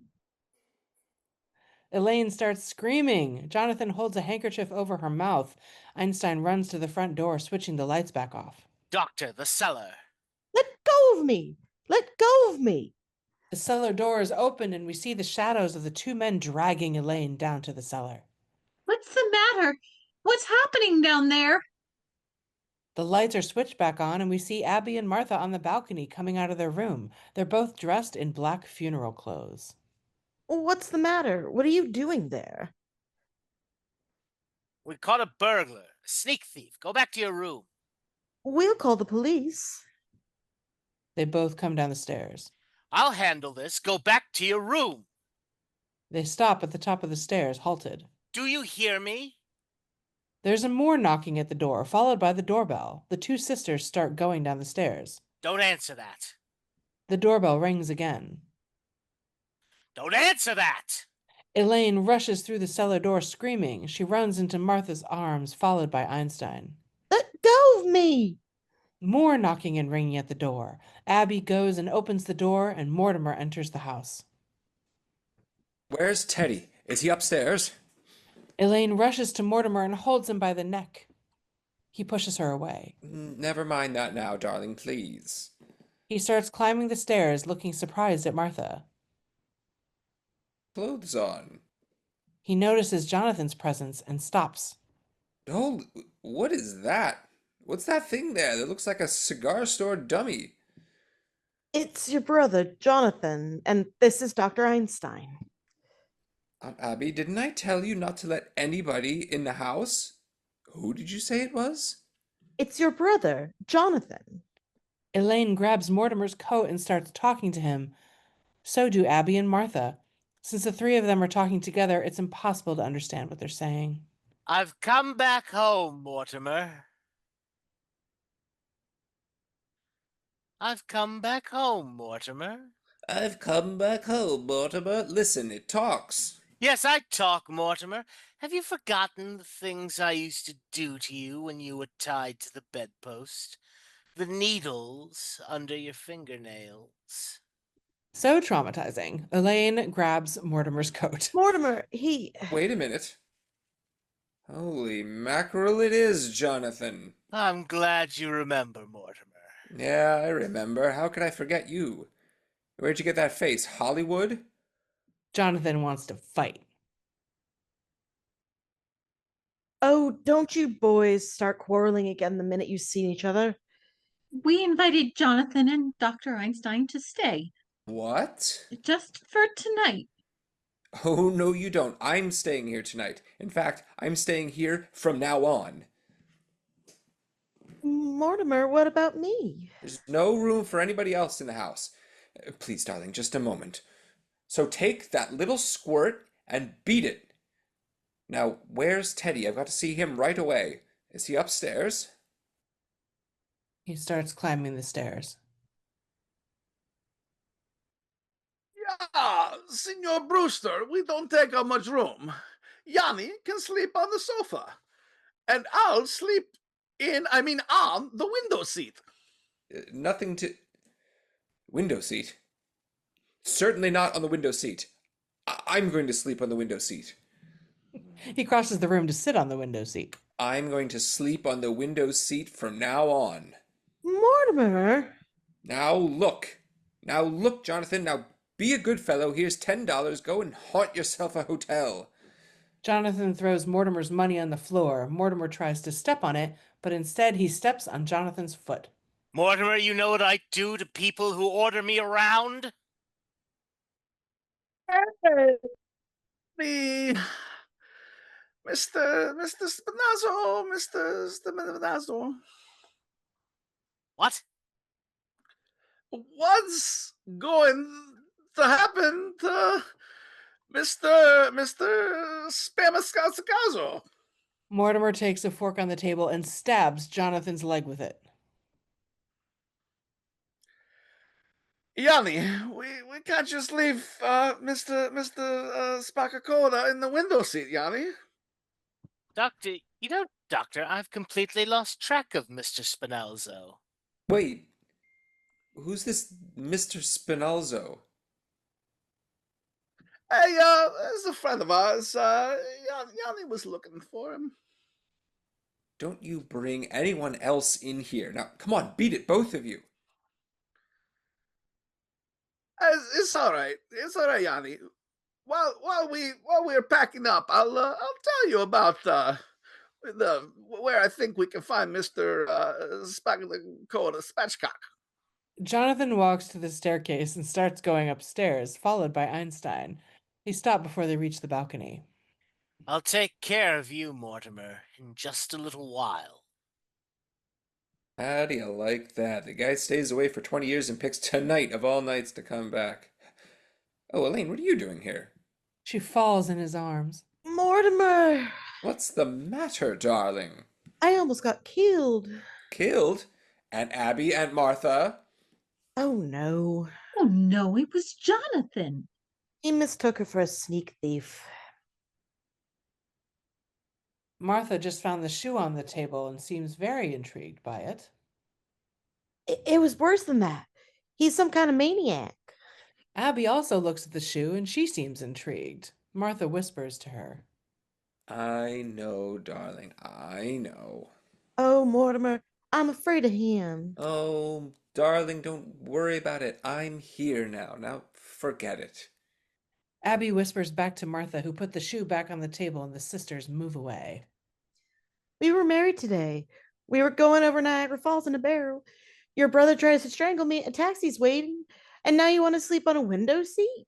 Window seat. Witherspoon, darling, you'd better run along home. What? Yes, yes, go home like a good girl. I got things to do. He starts dialing on the telephone. Mortimer? But. No, no, please. Hello? Operator? Get me Happy Dale 270, please. But Mortimer, didn't you hear what I was just saying? Yes, 270. Your own brother Jonathan. He was trying to strangle me. Please, this is important. That? Hello? Oh, hello, Mr. Witherspoon. This is Mortimer Brewster. Witherspoon is sitting behind his desk, the telephone receiver to his ear. Yes, Mr. Brewster, yes. Well, I don't understand you. Elaine is crying, standing near the desk where Mortimer is still on the telephone, totally ignoring her needs completely. Look, He was going to kill me. Wait a minute, I can't hear the man. What? I've got all the papers all drawn up. I know it's late, but I want you to come down here and get my brother immediately.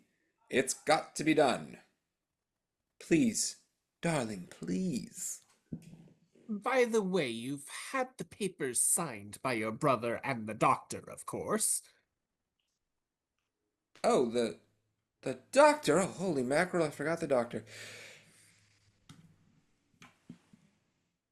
Mortimer takes a piece of paper from inside the pocket of his jacket and puts it on the desk. Elaine is still rightfully complaining at his side. Mortimer! Sorry, real quick, I want to interject that I've been on board with whatever anonymous internet person wrote this, transcript of the play so far, or sorry, of the movie so far. But yeah, whining a bit misogynist, much anonymous internet person. Go ahead.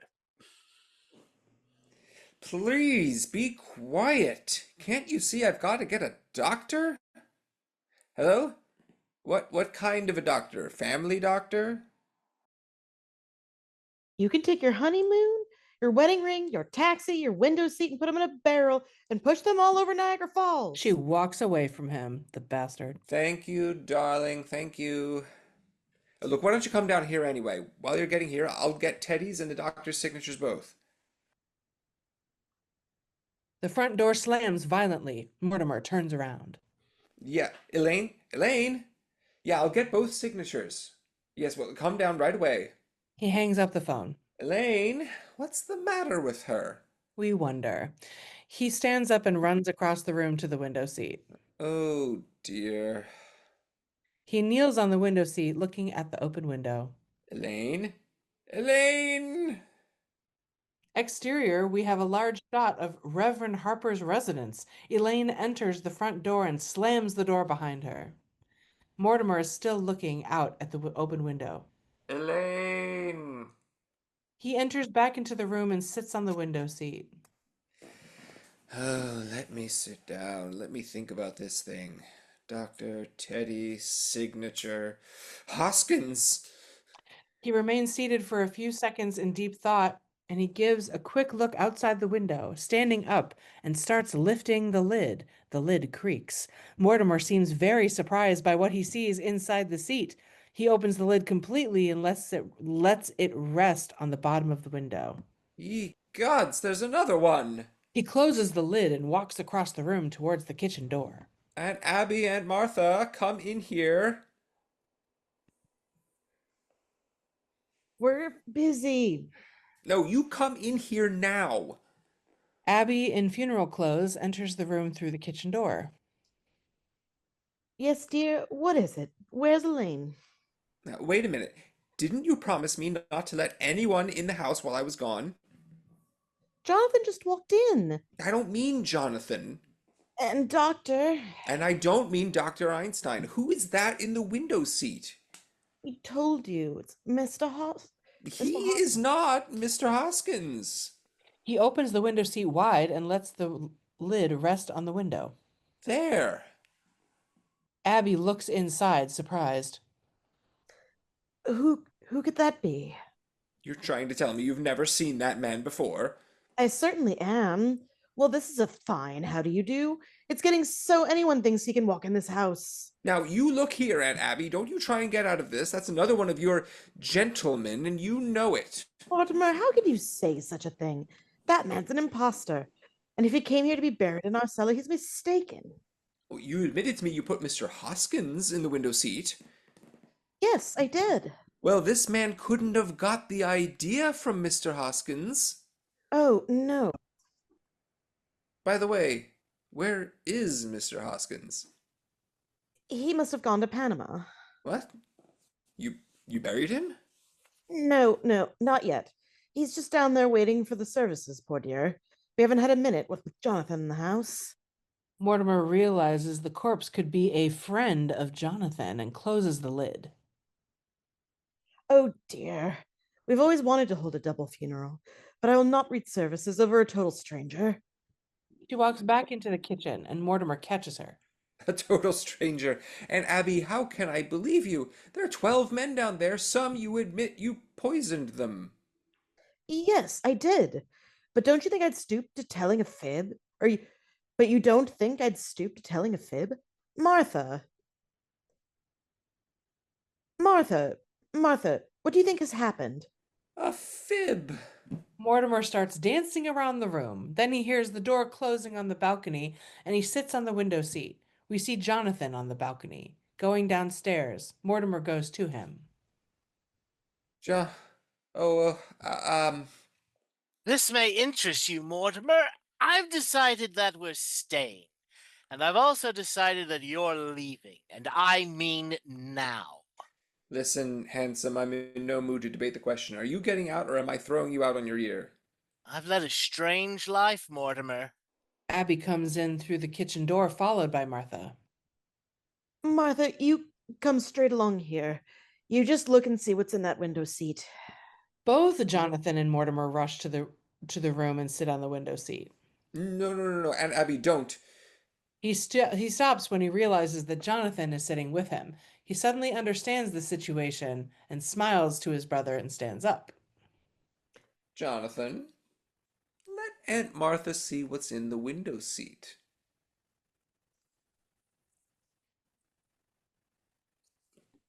Aunt Abby, darling, I owe you an apology. He kisses her on the forehead. I've got some very good news for you. Jonathan's leaving, and he's taking Dr. Einstein and that cold companion with him. Listen, Jonathan, you're my brother, and you're a Brewster. So I'm giving you a chance to get away and take the evidence with you. You can't ask for more than that. Well? Jonathan doesn't move from his seat. All right. In that case, I'll have to call the police. Don't reach for the telephone.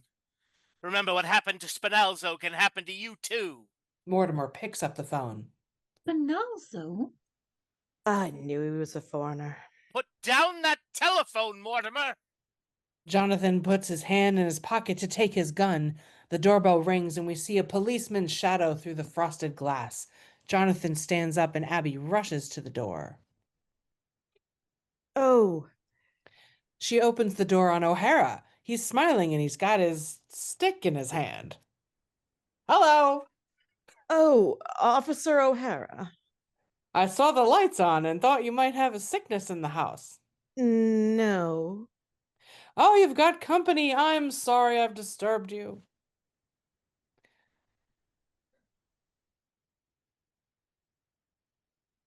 No, come in. Yes, do come in. Come right in, Officer O'Hara. This is our nephew, Mortimer. No, pleased to meet you. Glad to see you, fella. And this is another nephew, Jonathan. Oh, pleased to make your acquaintance. Hey, your face is familiar. Haven't seen a picture of you somewhere, have I? No, I don't think so. I'll be running along. Oh, come on. What's the hurry? Why don't you stick around until my brother leaves? I gotta ring it in, Mr. Say, you're not the Mortimer Brewster, the book writer and the dramatic critic, are you? Yes. Why? Oh, what a break for me. I'm a playwright. No. I'm working on a play right now. You are? Oh, yeah. Well, maybe I can help you with it. Oh, would you? Oh, what a break. I get wonderful ideas, but I just can't spell them.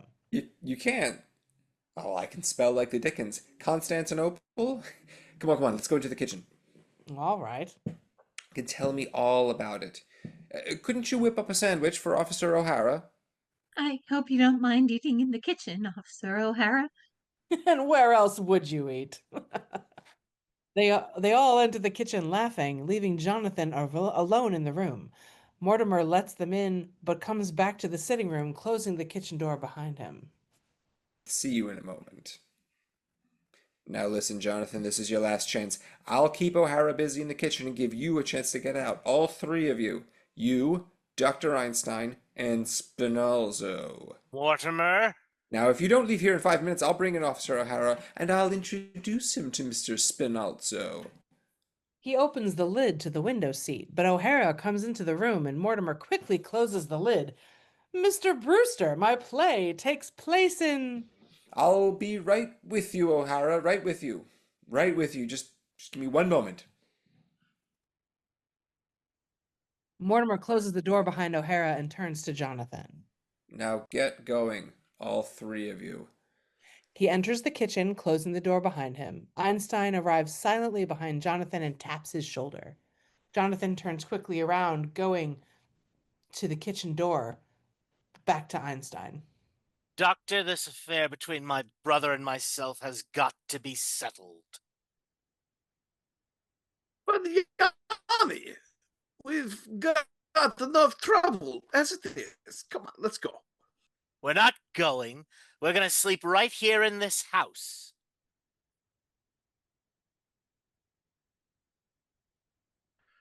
What? What? With a cop in the kitchen and Mr. Scrabble in the window seat? That's all he's got on us. We'll take Spinalzo and dump him in the bay. After that, we're coming back here. Then if he tries to interfere... No, Yanni, please. No. Doctor, we've got a wonderful setup here. We can make a fortune. 2 old ladies as a front, only Mortimer stands in our way. I never did like Mortimer. He moves towards the kitchen door, but Einstein catches up. No, Yanni, please. Take it easy. Please. Doctor, you know when I make up my mind. Yeah, I know. When you make up your mind, you lose your head. Look, Yanni, Brooklyn ain't a good setup for you. Jonathan takes Einstein's hand, twists it, and brings Einstein down to the floor. Okay, Yanni, okay. Jonathan releases his hand, who stands up and massages it. Ouch. Take the instruments and hide them in the cellar. Move fast. Einstein takes the suitcase and walks to the cellar. Jonathan opens the lid of the window seat. In the kitchen, the Brewster sisters are moving around the room preparing food on the table. Both men are standing near the table, O'Hara without the cap on his head and eating a sandwich. Mr. Brewster, you don't know what goes on in Brooklyn. Oh, I don't know.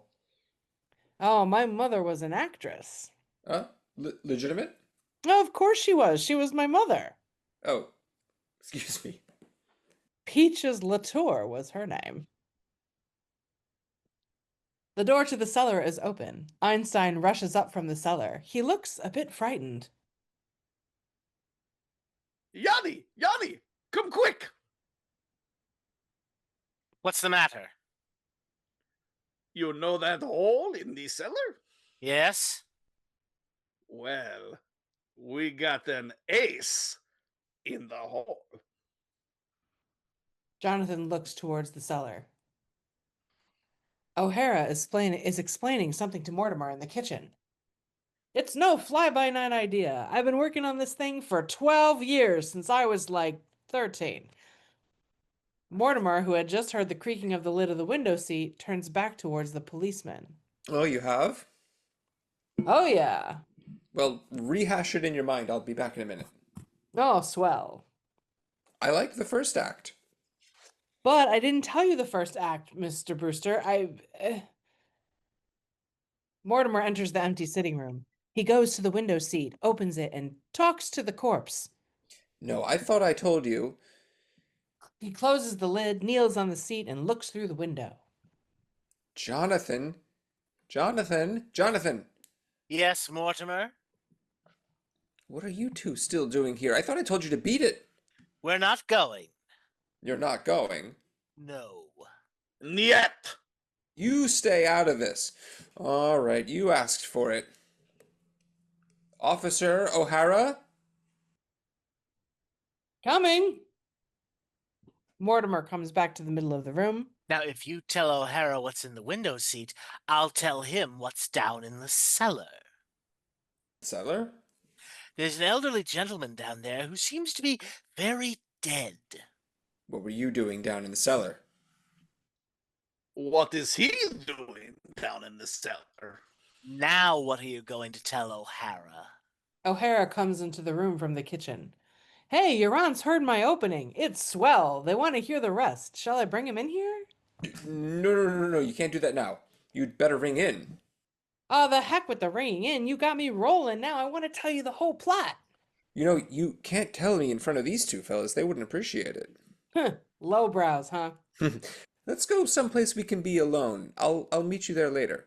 That sounds gay. He puts his cap back on his head. Hey, actually, fun fact.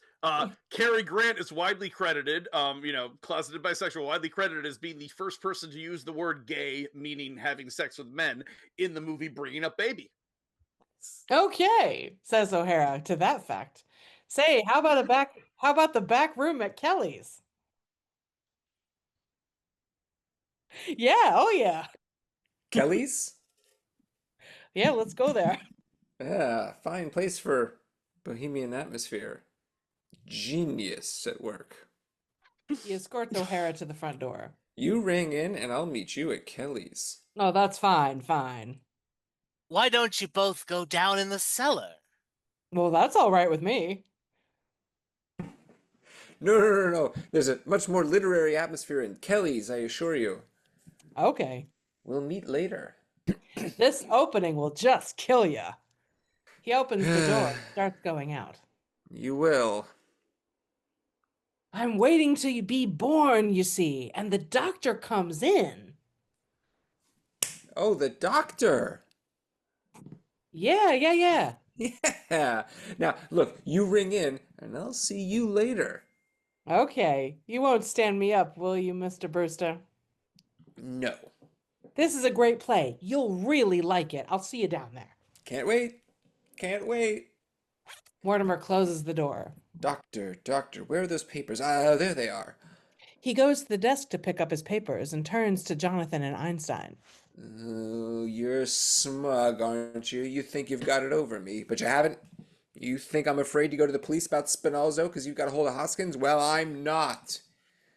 The moment I get Spinalzo, I mean, the moment the doctor signs this, I don't care who knows about him, Hoskins, well, yeah, whatever.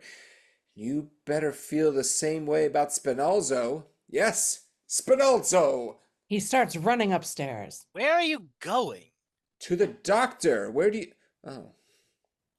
He stops and starts running downstairs to the front door. When I come back, I expect to find you gone. Wait for me. He goes out and closes the door. Einstein takes a sip at his bottle. We'll wait for him. Did he look guilty? The two sisters come out of the kitchen. Well, Martha, I think we can start the services now. They stop when they see Jonathan and Einstein still there. Oh, we thought we heard you leave. Perish the thought, dear aunties. That was just Mortimer. And speaking of services, Aunt Martha, will you make us some coffee while we take Mr. Spinalzo down to the cellar? Oh, no. No, Jonathan, you've got to take him with you. Jonathan opens the lid of the window seat. There's a friend of Mortimer's downstairs waiting for him. Friend of Mortimer's. Take his feet, Doctor. Mr. Spinalzo and he will get along fine together. They're both dead. The two men bend down and take the corpse out of the window seat. Oh, he must be Mr. Hoskins.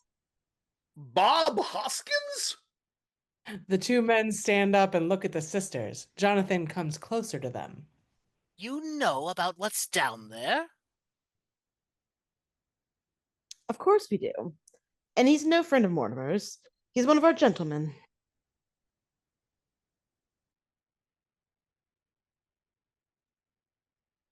You're a gentleman? Yes, and we won't have any strangers buried in our cellar. But Mr. Hoskins. Mr. Hoskins is no stranger. Besides, there's no room for Mr. Spinalzo. The cellar's crowded already. Crowded? With what? There are 12 graves down there now. The two men look at each other. Jonathan is the most surprised. 12 graves. That leaves very little room, and we're going to need it. You mean that you and Aunt Martha have murdered 12? Certainly murdered. Certainly not. It's one of our charities. Why, what we've been doing is a mercy. So you just take your Mr. Spinalzo out of here. They turn to Einstein, who seated himself and laughing his head off. You've done all that right here in this house and buried them in the cellar. That is wonderful, Yanni. He stands up, and that's where my file ends. Anyone else? Oh, no. Mine continues on. Yeah. Okay. Oh, I'll just have to I'll get resend another it. one. Yeah. Look at your most recent email. Sorry about that. Okay. Anyway, I'll cover it until say hello when you're ready to read St. Got again. it. We're on We've- page like 81. Correct. We've been chased all around the world, and they sit right here in Brooklyn, and they do just as good as you, Yanni. What? Yeah, you got 12. They got 12. Jonathan grabs Einstein by the shirt. I've got 13. I'm there. Mm-hmm. Copy that. No, Yanni. You've got 12. Don't brag. 13. They both count on their fingers. There's Mr. Spinalzo, then the first one in London. Yeah? 2 in Johannesburg, 1 in Sydney, 1 in Melbourne, 2 in San Francisco, 1 in Phoenix, Arizona. Phoenix? The filling station. Oh, yeah, the filling station. He mimes and gestures the one having his throat cut. 3 in Chicago and 1 in South Bend. That makes 13. You cannot count the one in South Bend. First of all, killing someone who lives in Indiana is a mercy killing. Second, he died of pneumonia. He wouldn't have died of pneumonia if I hadn't shot him. No, Johnny, you cannot count him. You got 12. They got 12. The old ladies are just as good as you. They feel so happy at this compliment. They are, aren't they? That's easily taken care of. Wait, this is totally mislabeled. I'm so sorry. This is Jonathan. Definitely. Okay, sorry, where were we? Bottom of page 81. It's mislabeled as Dr. Arsenic, but it's you. They are, aren't they? Oh, I should really read the scripts over before I send them out to y'all. They are, aren't they? Well, that's easily taken care of. All I need is one more, that's all. Just one more, and I've a pretty good idea who it is. Like an asshole, he looks menacingly at his two aunts who do not smile anymore. Mortimer is walking along the gate of the churchyard, dragging Dr. Gilchrist with him. Gilchrist is trying to tie his necktie while walking. Apparently, Mortimer didn't let him dress completely when he took him out of his home. Let's hope he's wearing pants. I'm a very lucky man to have caught you at home, Dr. Gilchrist.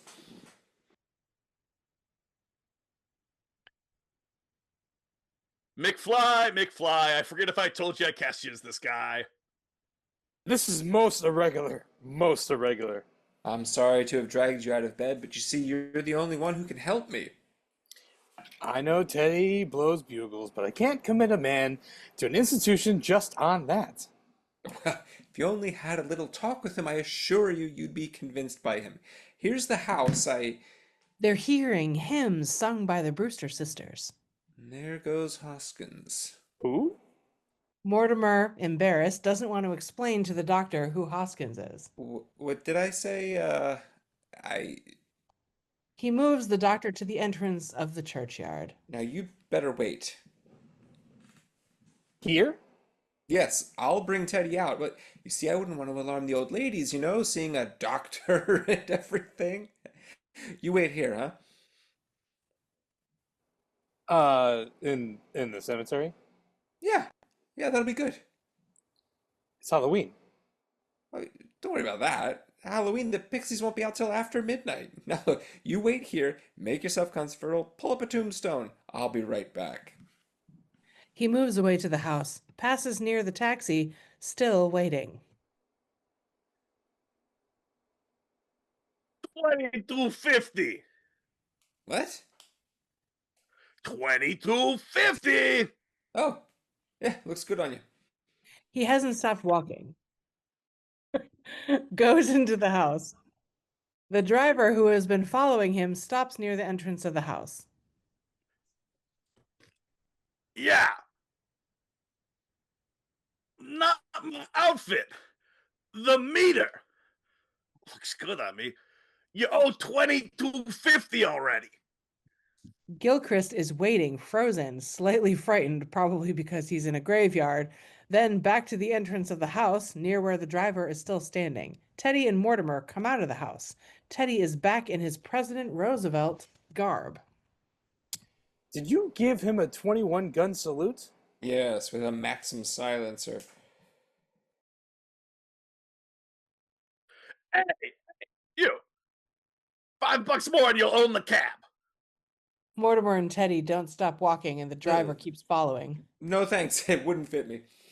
The two men reach the place where Dr. Gilchrist is waiting. Ah, Mr. President, may I have the pleasure? Teddy is very happy to meet the doctor, shaking his hand vigorously. Dr. Livingstone.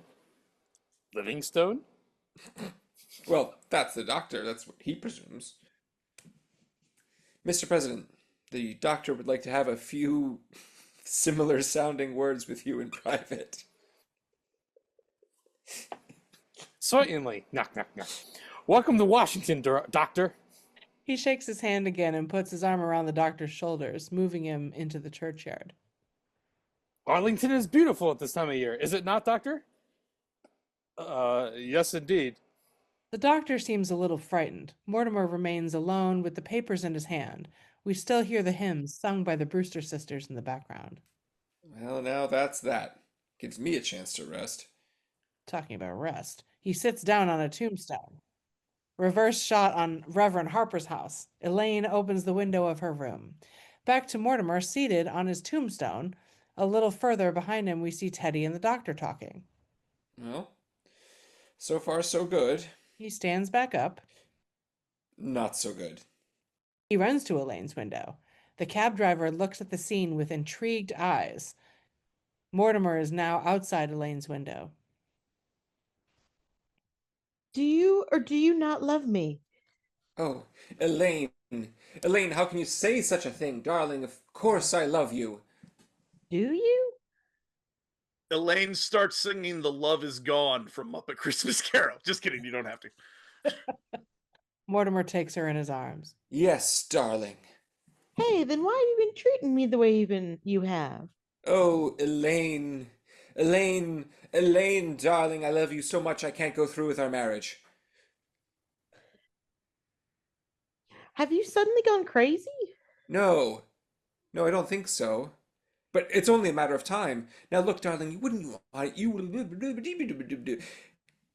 want to have children with 3 heads, would you? I mean, you wouldn't want to have to set up housekeeping in a padded cell. What are you talking about? Well, I don't quite know, really. Look, I probably should have told you this before. Well, you see, insanity runs in my family. We hear very clearly the Brewster sisters singing their hymns. Practically gallops. Oh, darling. Just because Teddy's a little strange, that doesn't mean. No, darling, no, no. It's way back before Teddy. No, this goes back to the very first Brewster, the one who came over on the Mayflower. Yeah, you know how in those days the Indians used to scalp the settlers? I think we have 2 problematic jokes here. Well, he used to scalp the Indians. Elaine bends out of her window to hug Mortimer, ignoring the crass joke. Uh-huh. Darling, that's ancient history. Medium shot on the doctor and the Teddy walking arm in arm among the tombstones. Buddy, buddy. Yes, Doctor, I'll run for a 3rd term, but I won't be elected, and that'll mean the last of the Roosevelts in the White House. That's what you think. Of course, if the country insists. At Elaine's window, the young couple is talking to each other. Oh, darling, all of this doesn't prove a thing. Look at your aunt. Look at your aunts. They're Brewsters, aren't they? They're the sweetest, sanest people I've ever known. Yeah. Yeah, he listens to them sing their hymns some more. Well, even they have their peculiarities. What of it? So your family's crazy. So you're crazy. That's the way I want you, the way I love you. I'm crazy too, but kiss me. No, no, Oh. Mortimer hesitates a little and then gives one of those classic passionate kisses to Elaine and back to Teddy and the doctor, Teddy vigorously shaking the doctor's hand. Goodbye, Ambassador. I've enjoyed this little talk very much. Anytime you're in Washington, drop in to see me at the White House. Hey, that was mislabeled too, but it didn't matter because it was the same person playing both parts. He walks away, leaving the doctor very shaken by the experience. The doctor runs to Mortimer, still outside Elaine's window, kissing her passionately.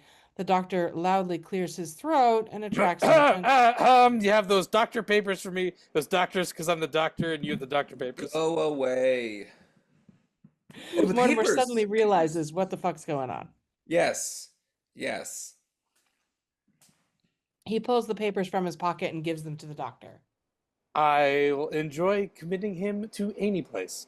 You will? I've just been appointed ambassador of Bolivia. Ah, you see? Didn't I tell you? Elaine slams her window down on Mortimer's fingers. Mortimer yells because of the pain. Glad they clarified.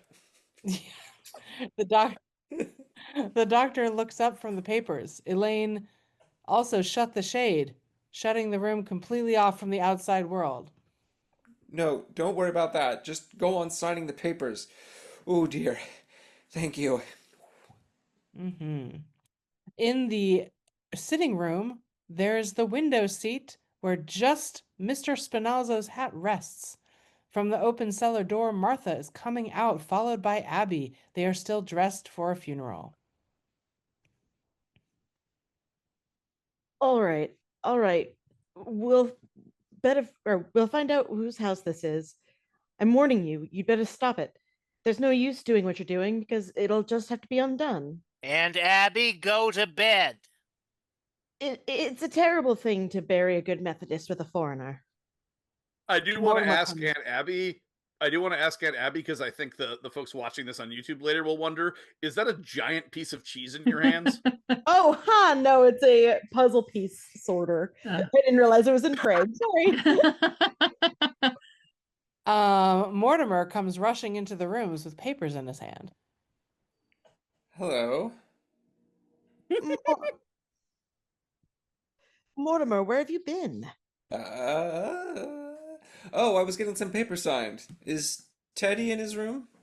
Mortimer, what is the matter with you? Running around getting papers signed at a time like this. Abby, or Martha and I are going for the police. Police? Oh, wait, you can't go for the police. Oh no, you know what Jonathan is doing? He's putting Mr. Hoskins and Mr. Spinalzo in together. Oh, darling, let him. In the cellar, Einstein was just finished working, and he's cleaning the bottom of his pants.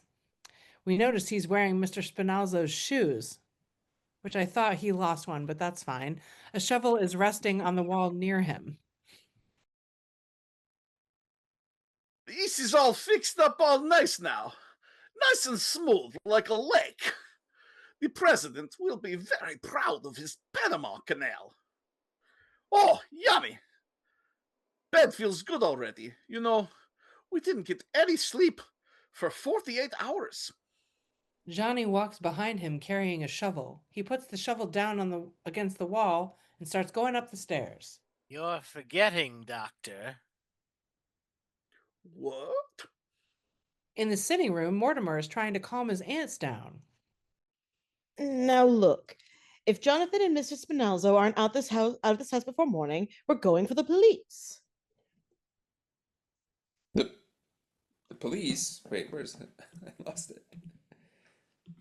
We're on page 88. Page 88. Your first line. Yes, wait, as am I, but... Oh, yeah, but I'll get them. Yeah, but I'll get them out, I'll promise you that. Then you get the wedding silver. Yes, but remember, no police. No police, all right? Here's a thing. Look, go to bed, will you? Fine. Get out of those clothes. You two look like a double blackout. He goes up to the balcony, and in the cellar, Jonathan is standing at the bottom of the staircase. My brother Mortimer. He's going down towards Einstein, who has his bottle in his hand. I just heard him upstairs. No. I am late tired. You forget. I got to operate on your face tomorrow. You are going to operate tomorrow, Doctor, but tonight we are taking care of Mortimer. No. Johnny. Yanni. Sometimes I forget how to pronounce your name. Yanni, not tonight. I'm sleepy. We'll do it tomorrow. Or the next day. Look at me, Doctor.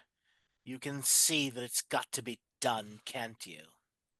Yeah, I know that look. It's a little late to dissolve our partnership. Okay. Yanni, okay. We'll do it. But the quick way, huh? Oh, yeah, a quick twist. Like in London. He takes a sip from his bottle. No, Doctor, I think this calls for something special. I think perhaps the Melbourne method. No, not the Melbourne method, please. 2 hours. 2 hours. And then, when it was all over, what? The fellow in London was just as dead as the fellow in Melbourne. In the sitting room, Teddy comes out of his room on the balcony in his President Roosevelt costume. He takes his bugle to his mouth, ready to play it. Mortimer comes out of the room and lowers the bugle. No, don't do that, Mr. President.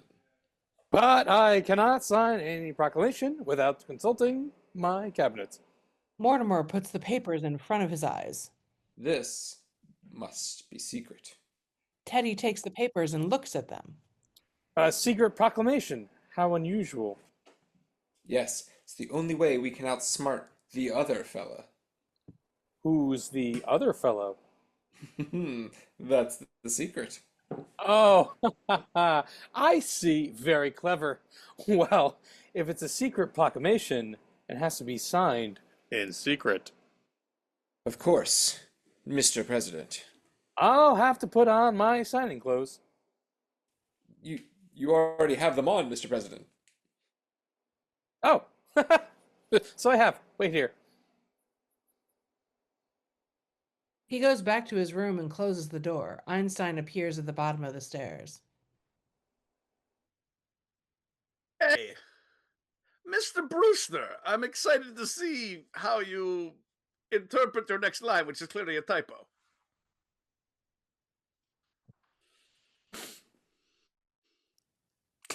Can't you see I'm busy? No, the previous one. Yes, what is it? The mice. I don't know. I don't know what's going on. Yes? What is it? Mice? Einstein climbs the stairs very rapidly. He takes Mortimer by the sleeve and whispers. Yeah. Mr. Brewster, you got to get out of this house. Can't you see I'm busy? Tries to shake off Einstein while we hear the bugle playing the first notes of Beethoven's Fifth Symphony.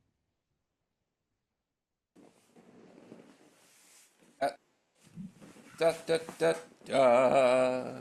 He knocks on Teddy's door. The papers are slid under the door. Mortimer bends to pick them up. Thank you, Mr. President. What a load off my mind. Boy, could I use a drink. Thank God for that. He starts going downstairs, but Einstein takes his sleeve again. Mortimer, get out of here. Will you please? What? What did you say? Speak up, Sonny. I can't hear you. Yanni's in a bad mood, probably because of all the mice. You got to get out of here. Stop underplaying. I can't hear you. Please, listen to me. Get out. He shakes off Einstein's hands on his sleeve. You stop all this. What are you doing? Look, Doc, are you really a doctor? Yeah. Heidelberg, 1919. And you go. Heidelberg? How'd you come to hook up with Jonathan? I will tell you later about that. But now, you go. Please listen to me. They've reached the front door, and Mortimer takes Einstein's hand out of his sleeve. Stop it. Doctor, now stop it. You get out of here. Look. When Johnny's in that mood, he's a madman. He's a maniac. Maniac at your door. And the things that happen, horrible things. He mimes cutting his own throat, and then takes Mortimer's hand to throw him outside. You get out of here. Will you stop it? Now look, stop telling me about Jonathan. I'll take care of Jonathan. You take care of yourself. Now get going, little fella. He opens the door to throw him out. He pats him on the behind to move him, because that works, and discovers the shape of a bottle. The shape of a bottle in his hand. What's that? Wait a minute. He takes the bottle out of Einstein's pocket. Oh no! My Jägermeister! My Malort! My Jägermeister mixed with Malort! I could use that. That's mine! And if you grab another guy's butt, you have to say good game. He tries to get his bottle back, but Mortimer is holding on to it. Please, only for dramatic critics. Now look, you beat it before things start popping around here. He moves away to the table with the bottle in his hand. Einstein is making a praying gesture. Look. Please. Mr. Brewster. You've just got married. You have a nice little wife waiting for you that you seem to hate now, but please, go. Meanwhile, Mortimer pours some of this Jaeger monster bomb schnapps in a glass. Einstein slams the front door with a very nervous punch and walks towards Mortimer, mumbling incomprehensibly. Deutschland, Deutschland, über alles. Tell me, don't those plays you see all the time teach you anything? Oh, stop it. Don't get me on the subject of plays. Got a lot on my mind now. I've got to wait here for Mr. Witherspoon. At least the people in the plays act like they got sense. Oh, you think so? Did you ever see anybody in a play ever act like they've got intelligence? Oh, how can somebody be so stupid? You ought to have my job a few nights. Listen to me, brother. When you get out of here, you have yourself wheeled over to the Garrick Theater. Oh, there's a play there. It's been running so bad, it'll still be running when you get out. Now, in this, there's a man. Now, listen to this. Behind Mortimer, the cellar door opens silently, and Jonathan enters slowly into the room without Mortimer noticing him. Now, he knows he's in the house with murderers, so he ought to know he's in danger. He's even been warned to get out of the house. And does he go? Yes? No, he doesn't. He stays. This fella doesn't even have the sense to be scared or be on his guard. No, the murderer even invites him to sit down. What do you think he does? Well, I don't know. He sits down. I remember what he did. He deliberately pulls up a chair like that and sits down in it. Well, like a ding-dong, Mortimer goes to a wooden armchair and sits right down in it. He puts his glass on the table. Isn't that great? So there he is, all waiting to be trussed up and gagged. And what do you think they use to truss him up with? Close-up of Jonathan. Oh, what? The curtain cord. Jonathan looks in the direction of the window and at that curtain cord. The curtain cord? But didn't he see him get the curtain cord? Jonathan is silently walking to the window. Seen him get it. No, the silly chump sits down with his back towards the murderer. Mortimer turns slightly in his chair, but without taking his eyes off Einstein, and of course, without seeing his brother behind him, quietly cutting the curtain cords with a jackknife.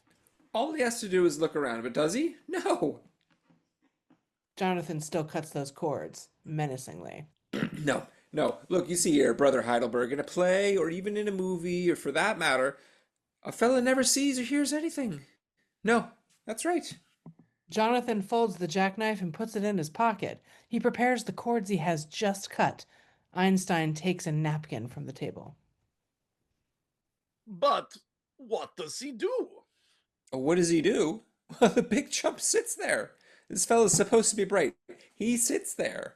Jonathan is just behind Mortimer's chair with the cord ready in his hands. Now get a load of this. Look at the attitude. Large as life. He sits there, waiting to be tied up and gagged. The big dope. Jonathan ties up his arms to the armchair from behind, and Einstein shoves the napkin in his open mouth. Einstein then helps Jonathan to tie Mortimer's legs to the legs of the armchair. Then, with the help of the knife, he puts the napkin in Mortimer's mouth. With a knife, but okay. You were right about that fellow. He wasn't very bright. A few moments later, the lights have been dimmed. Mortimer is completely tied to the chair, and the gag is tied around his head. Yes, Mortimer, I've been away for 20 years, but never, my dear brother, were you out of my mind. Jonathan is lighting candles on the table for this special moment. In Melbourne one night, I dreamt of you. He opens his instruments case. We see surgery instruments shining in the candlelight. Einstein sits down near the table. He seems depressed at the sight of his surgery instruments. Jonathan takes a small file from inside his pocket of his jacket, opens it, smells and closes it, and puts it back in his pocket. The more you struggle, Mortimer, the more you strangle yourself. Later on, you may consider that a blessing. He takes forceps from the case and plays with them. Einstein wipes his face with a napkin. Jonathan takes a scalpel and feels the sharpness of the blade. Einstein takes a bottle on the table and brings it to his mouth. Unfortunately, the bottle is empty. Jonathan puts on surgery gloves. Now, Doctor, we go to work. Yeah, but Johnny, for me, the quick way. Please. Doctor, this must be an artistic achievement. Please. After all, we're performing before a very distinguished critic. Jonathan. Please. Doctor. Jonathan. Einstein taking his jacket off, he's almost All right. crying. All right. Let's get this over with. Oh no, but Johnny, I cannot see this. I cannot do this without a drink. Pull yourself together, Doctor. But I can't pull myself together without a drink. Johnny, you remember when we came in? There was some wine. And when they took it, where did it go? Mortimer is feeling hopeful at the mention of the aunt's wine, while Einstein runs across the room to the shelves where the carafe has been put away. Yanni, I found some wine. I found the wine. He comes back to Here, the here. table with the carafe and glasses. Here, I'll split it with you. We both have a drink before we operate. Oh, I am so happy that we don't have to operate without a drink. Mortimer is smiling behind his gag as Jonathan smells the glass of wine before him. Einstein has his glass almost to his lips, and then Jonathan stops. Doctor, one moment, please. Where are your manners? Yes, Mortimer. I realize now that it was you who brought me back to Brooklyn. We drink to you. Doctor, to my dear dead brother. Clink! Prost! Teddy suddenly comes out of his room and plays his bugle very loudly. Both Einstein and Jonathan drop their glasses to the floor.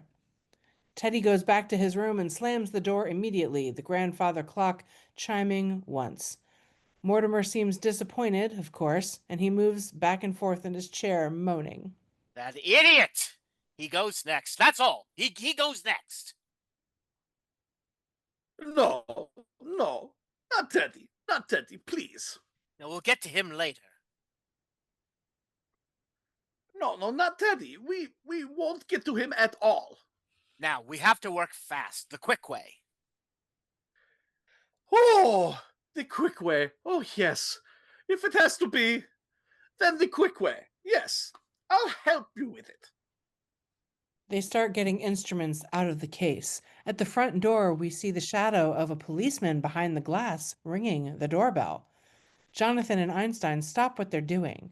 Einstein closes the case and puts it under the table. He also puts all the instruments lying on the table on the floor. Knocking on the door being open, O'Hara enters the room. He spots Jonathan and Einstein. Hey, the colonel has to quit blowing that horn. It's all right, officer. We're taking the bugle away from him. I'd rather talk to him myself. Where's the lights?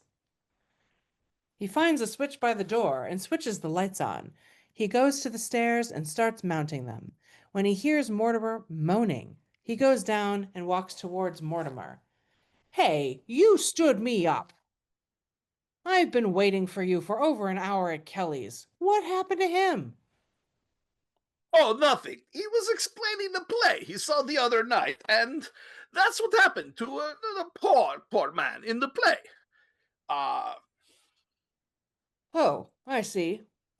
Did that really happen in a play that you saw? How do you like that? You can't trust nobody no more.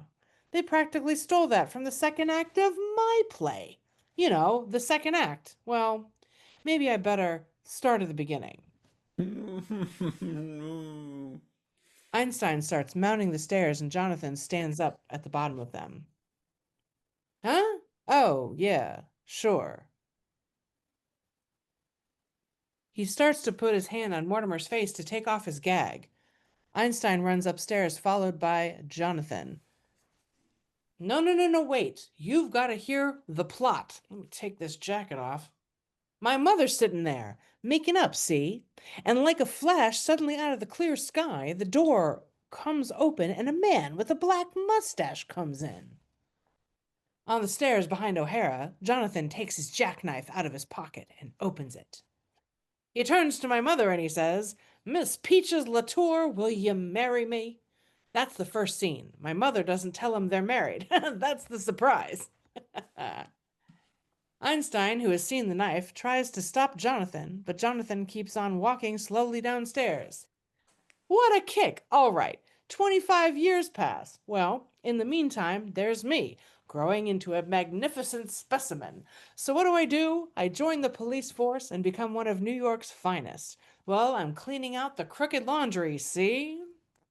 Close up on Jonathan's hands, holding the knife. Mortimer stares at the knife. Little do I know it, but there's a dope fiend with a long knife crawling after me. I'm in great danger. It's getting you, ain't it? I can see it in your eyes right now. Well, you ain't heard nothing yet. Einstein tries to stop Jonathan, but Jonathan pushes him away. Einstein takes off one of his shoes and hits Jonathan very hard in the head with it. Jonathan falls to the floor. All of a sudden, a fire breaks out. What an effect! The firemen rush in, and what do you think is leading them? Mayor Fiorello LaGuardia! O'Hara turns around and sees Jonathan lying on the last steps of the stairs. What's the matter with him?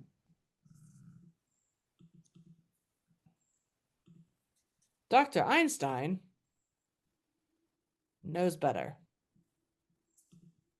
But while he's around, maybe my play was putting him to sleep. What? Probably over his head. All right. Oh, look, this guy over here. Where have I seen that face before?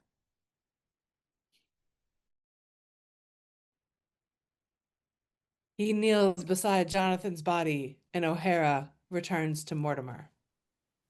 Well, okay, the scene changes. It's an evolving stage. I'm walking along my beat, well, like that, casual like, when a guy I'm following turns out he's really following me. Knock, knock, knock. Don't let nobody in. I figure I'll outsmart him. There's a vacant house on the corner. Einstein peeks through the drapes to have a look at the outside of the front door. He rushes to Jonathan. Anyone else want to be Einstein for a second? Hey, Yanni, the cops! Einstein tries to wake up Jonathan, but he doesn't succeed. He picks up his shoe and rushes upstairs. So I ducks in there. I sees the door handle turn, so I pull out my gun, braces myself against the wall, and I says, "Come in." He takes out his gun and points it at the door. Brophy and the other cop, Officer Saunders, come in. When they see O'Hara's gun pointed at them, they all raise their arms. O'Hara puts his gun back in his holster and welcomes his colleagues. Oh, hello, boys. What the Sam Hill's going on here?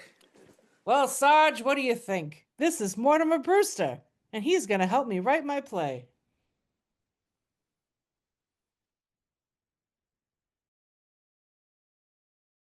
Do you have to tie him up to make him listen? O'Hara, you'd better report in the station. Why didn't you ring in? You got the whole force out looking for you. Oh, right in the middle of the second act. Did you send those guys here looking for me? No, we came to warn the old ladies. There's a difficulty. The colonel blew the bugle again. Oh, I heard him. The neighbours are all phoning in. Lieutenant's on the warpath. He says we've got to put him away someplace. See, this guy on the steps. Who the heck is this? Oh, my guy. Oops. Anyway. Oh, that was Mr. Brewster's brother. My play. Put him to sleep. So do you want to do Brophy again, or should we? Hi, I'm back, and I appreciate me. I Well, Brophy is breaking up. I was going to say, I don't think he's really back. Maybe, Mortimer step in again. Oh, that's the one that ran away. So he came back. Brophy, get me Mac. Did you teach me what an Irish accent looks like to go to the out?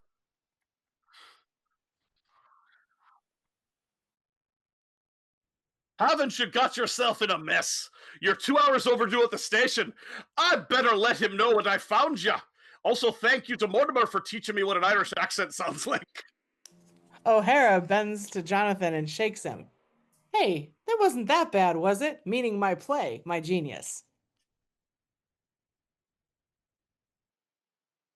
Tell the lieutenant. You can call. Oh my God, I'm turning into Dr. Einstein. You're morphing. Mac, tell the lieutenant you can call him off from the big manhunt. We found him. We found him at the Brewster house. Shall we bring him in? All right. We'll hold him right here. Apologize to my Irish ancestors. He puts the phone down and turns to O'Hara, who has succeeded in waking up Jonathan and getting him to his feet. Jonathan stares at Brophy. He thinks Brophy is talking about him.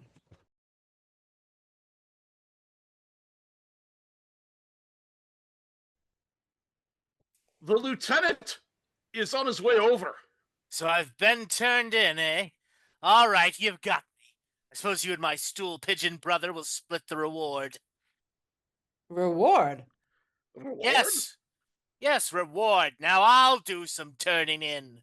Mortimer, who had his hands and legs tied by Saunders, but is still gagged and has his chest still tied in the armchair, moans and moves in his seat.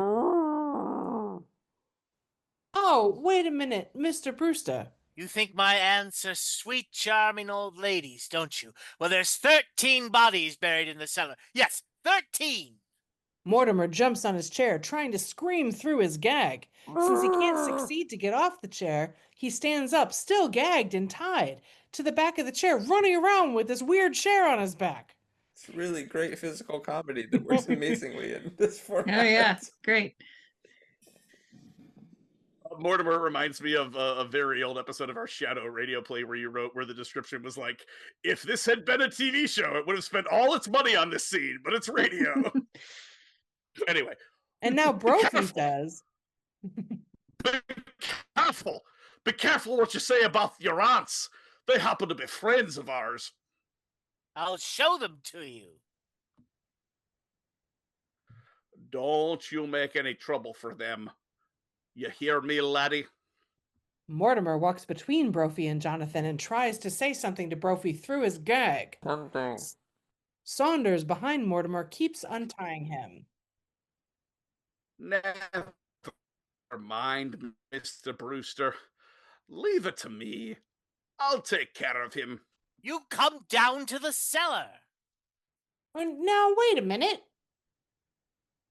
Mortimer is still trying to talk through his gag to O'Hara and Brophy, well, sure, and makes excitedly around two cops. He moves so much that Saunders has stopped trying to untie him. 13 bodies. I'll show you where they're buried. Oh, yeah?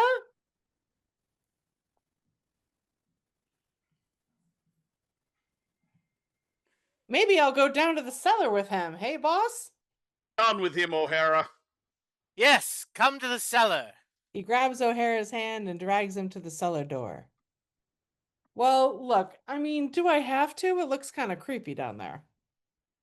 Mortimer, still gagged and trying to carry his armchair like a backpack, tries to follow them, but Saunders moves him away. Mortimer runs around the table to try to join the party going down to the cellar with Saunders behind him.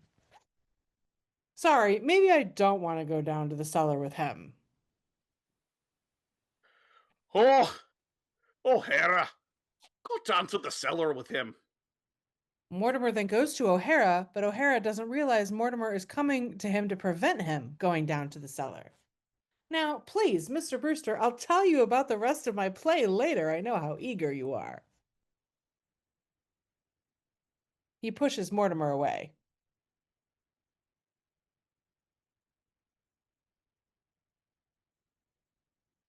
Gee, boss, do I have to go down with him? Sarge, look at that puss. He looks like Boris Karloff.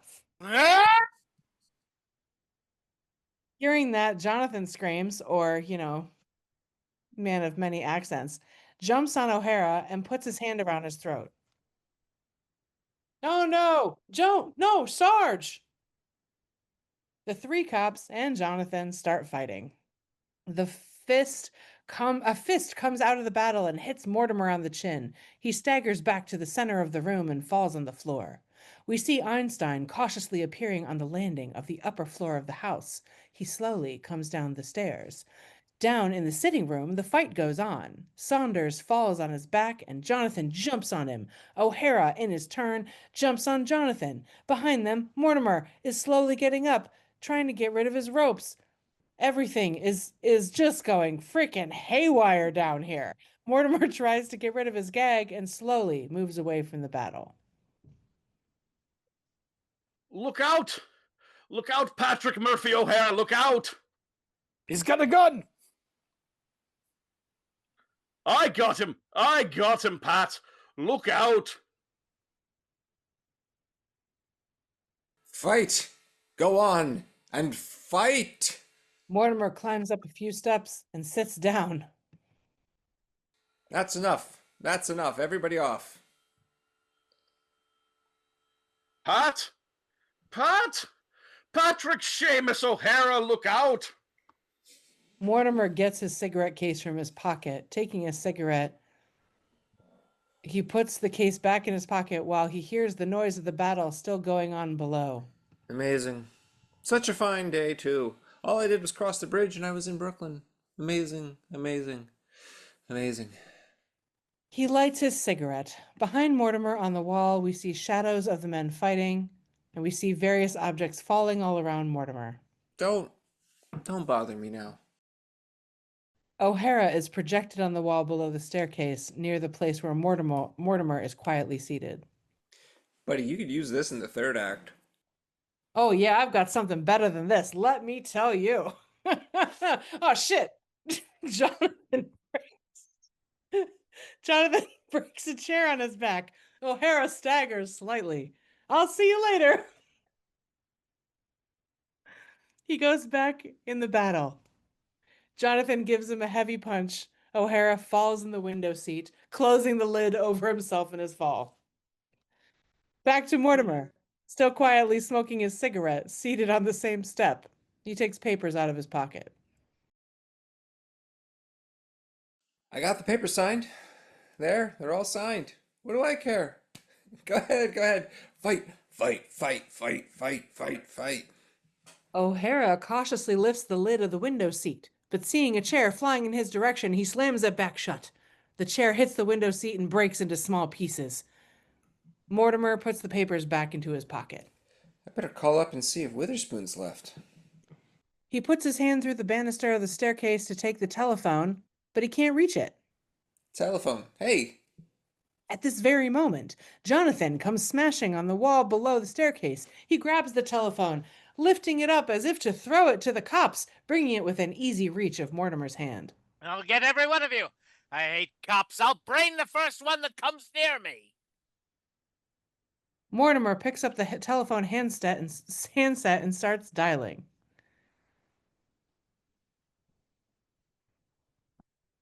Yeah. A little higher, please, brother. Jonathan is watching the cops around him, but he's not looking at his brother. But without thinking, he lifts the telephone a little higher. Thank you very much. Yeah, that's fine. Jonathan realizes finally what Mortimer is doing and turns his head. Brophy immediately comes behind him and hits him with his stick. Jonathan starts falling, and Mortimer has to pick up the telephone not to lose it. Oh, don't do that, please. Get him! Get him, Patrick Guinness, Dublin, Donegal, O'Hara. Saunders comes onto the other side of Jonathan and hits him with his stick. Come on, Doc. That won't have any effect. I've tried it before. Jonathan falls heavily on the floor. Oh, it did. Dear me, isn't that amazing? Somebody finally did it. O'Hara slowly lifts the lid of the window seat. Saunders bends over the motionless body of Jonathan. Oh dear. Wish I could relax like that. The doorbell rings, ding dong, and we see the shadow of a hatted man through the glass. Mortimer looks at the door. It's a singing telegram. Witherspoon! Come in. The visitor enters. It's Lieutenant Rooney, a plain-clothed policeman. He closes the door behind him, and everybody stands at attention. Mortimer puts the phone receiver back onto the hook, and O'Hara comes out of the window seat. Seeing his superior, he also stands at attention. Rooney walks to the body of Jonathan. I don't think we cast this, McWitch. Can you do this? Scarlet Witch. Where are we? Middle of 104. Lieutenant Rooney. 104. Lieutenant Rooney. Okay. Boris, turn him over. Little higher. Oh no. Little higher. When I first come in, what has occurred? Well, is this month's Never Irish, mind. so, it's a big Didn't problem. I tell you I'd handle this myself? O'Hara comes out of the window seat. Well, Lieutenant, we were just acting in self-defense. What happened? He put up a fight? This isn't the one who blows the bugle. This is his brother.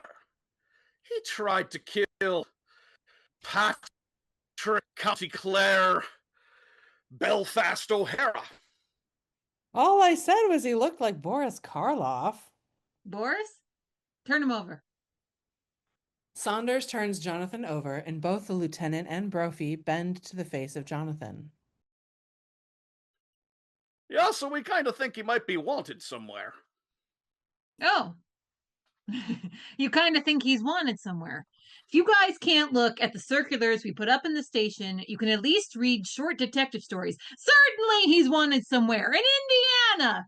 He escaped from the prison for criminally insane. He's a lifer. Mortimer smiles at this. That's my brother. Oh, for Pete's sake, that's the way they described him. He looks like Boris Karloff. Why'd you have to knock him off? Oh, well, you see, he tried to go down in the cellar. He says there's 13 bodies buried down there. 13 bodies buried in the cellar. And that don't tip you off that the guys come from a nut house. Thanks, pal. Say, Lieutenant, about my not ringing in, I want to explain. Ugh, where have you been all night? Don't bother to tell me. Well, I will anyway. I was right here writing a play with Mortimer Brewster. Yeah? Yeah? Well, you're going to have a long time on that play. Oh, yeah? You're suspended. Now go in, report in. Teddy comes out of his room with his bugle under his arm and walks downstairs. Take this guy out in the kitchen and bring a pillow. I want to find out where his accomplice is. What is a meeting of this commotion? The guy who helped him escape, he's wanted to. Teddy gives his bugle to Mortimer. Here. And joins policemen. 48 hours I've been after these guys. Nothing to eat, no sleep. No wonder Brooklyn's in the shape it's in. With flatheads like you on the force. Falling for a story like that, 13 bodies buried down in the cellar. But there are 13 bodies in the cellar. Who are you? I'm President Roosevelt. What the blazes is this? He's the guy. He's the guy who blows the bugle. Oh, howdy, Colonel. Saunders and Brophy both salute Teddy. Teddy salutes them back. Rooney raises his hand to salute, but rapidly puts it down, looking disgusted. Well, Colonel, you've blown your last bugle. Come on, let's get this guy out of here. Dear me, another yellow fever victim? What? All the bodies in the cellar are yellow fever victims. No, Colonel. This was a spy. We caught him at the White House. Oh, take him out and bring him to. I want to question him. Brophy and Saunders lift Jonathan and carry him to the kitchen. Well, if there's a questioning of spies, that's my department. He follows the cops, but Rooney stops him. Hey, you keep out of that. You're forgetting that, as president, I am also head of the Secret Service. He follows the two cops in the kitchen. Rooney goes to the table and takes the carafe of poison wine and smells it. Mortimer watches him, still seated on his step. Rooney puts the carafe back on the table, looking at Mortimer. Who are you? What's your name? Usually I'm Mortimer Brewster, but I'm not quite myself today. Oh, you're his brother. Now look, Mr. Brewster, no argument. He's got to be put away. Mortimer stands up and goes down towards the lieutenant. No arguments, Captain, no arguments. Just a minute. Take it easy, read this. Mortimer's going to go to Happydale tonight. I'm just waiting here for Mr. Witherspoon. Well, as long as he's going someplace, he's scaring the neighbors, what with that bugle and all. And that cockeyed story about 13 bodies being buried. You know, I've been out without sleep for 48 hours. I'm liable to think anything. I know just how you feel. There's people dumb enough to believe a story like that.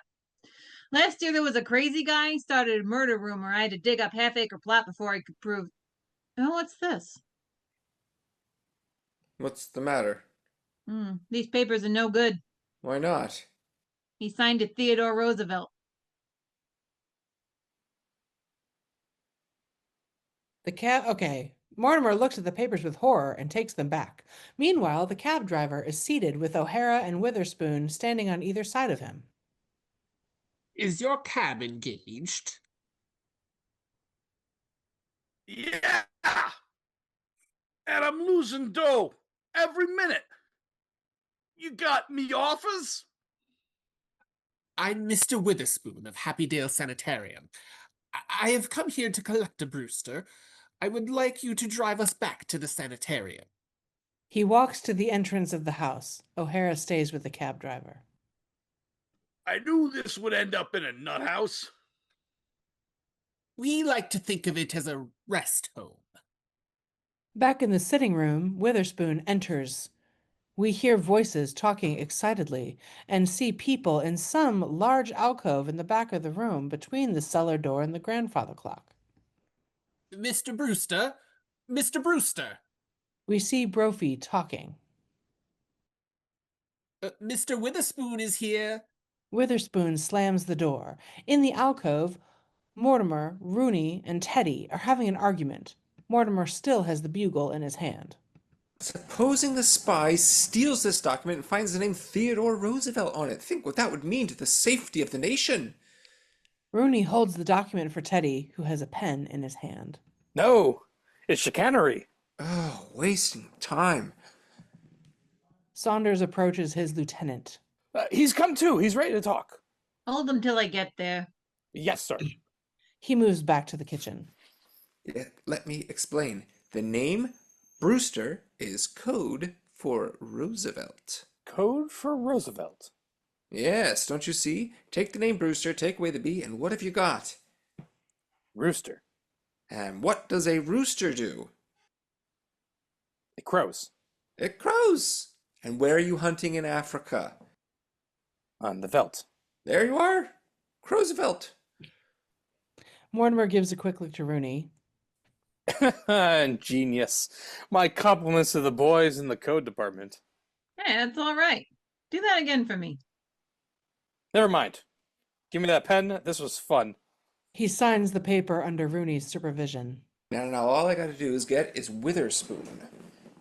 He runs to the table in the middle of the sitting room where Witherspoon is standing. He goes around to shake his hand. Can't tell you how glad I am to see you, Mr. Witherspoon. Look, you will take good care of Teddy at Happydale. Oh, the best care of him, Mr. Brewster. Ah, that's fine. No wagon when he leaves? Why? To take him away? Oh, no, never. Taxi cabs. We always... I have one waiting now. Yes, look, it means a great deal to me. You'll personally see that Teddy's happy at Happydale. Oh, he'll be very happy at Happydale.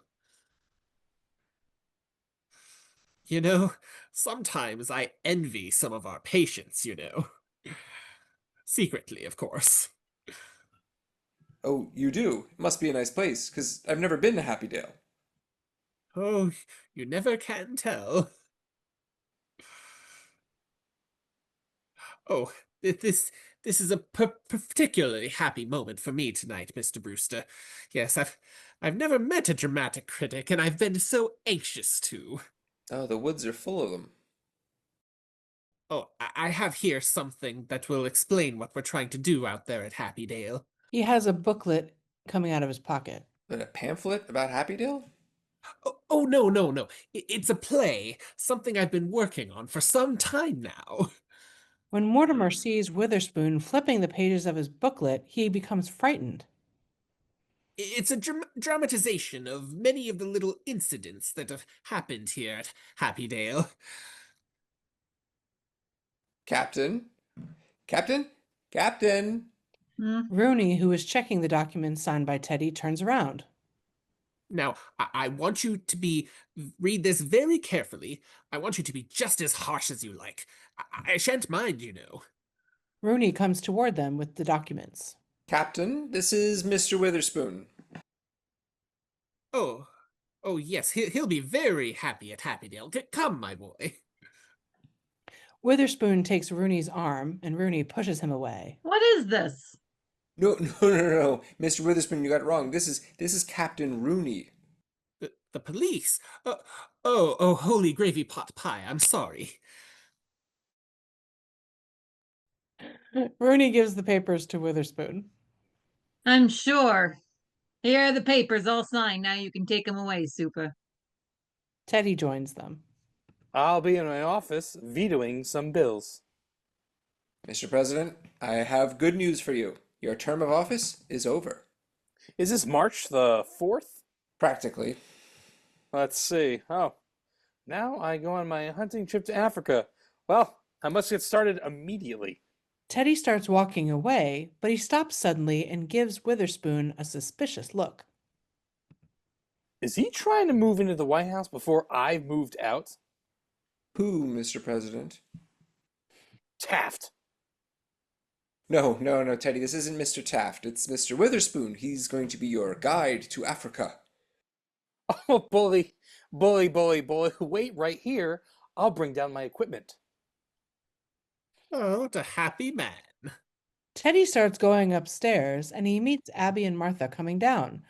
They're dressed back in their usual clothes, and Teddy shakes their hands. Goodbye, Aunt Abby. Goodbye, Aunt Martha.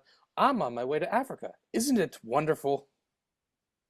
For the last time, Teddy takes out his imaginary sword, points it forward, and rushes upstairs. Charge! He gets into his room and slams the door behind him, Witherspoon looking surprised. Mortimer holds the hands of the grandfather clock, and Abby joins him. All right, Aunt Abby, I've got it. Witherspoon looks anxious. Oh dear, oh dear. Happydale is full of staircases. Outside, Elaine walks across the churchyard towards the Brewster house. She is wearing a coat over her nightdress. Inside the sitting room, Abby and Martha are talking with Witherspoon. You've come to meet Teddy, haven't you? No, he's come to take him. Teddy's been blowing his bugle again. Oh, no. He can't go now. We won't permit it. We promised to take his bugle away from him. We won't be separated from Teddy. I'm sorry. Mortimer, how can you allow this? You promised. Mr. Brewster's got nothing to do with this. See, the law is the law. Teddy's committed himself and he's got to go. Well, if he's going, we're going too. Yes, you'll have to take us with him. Why? Why not? Why not indeed? Oh, well, now indeed.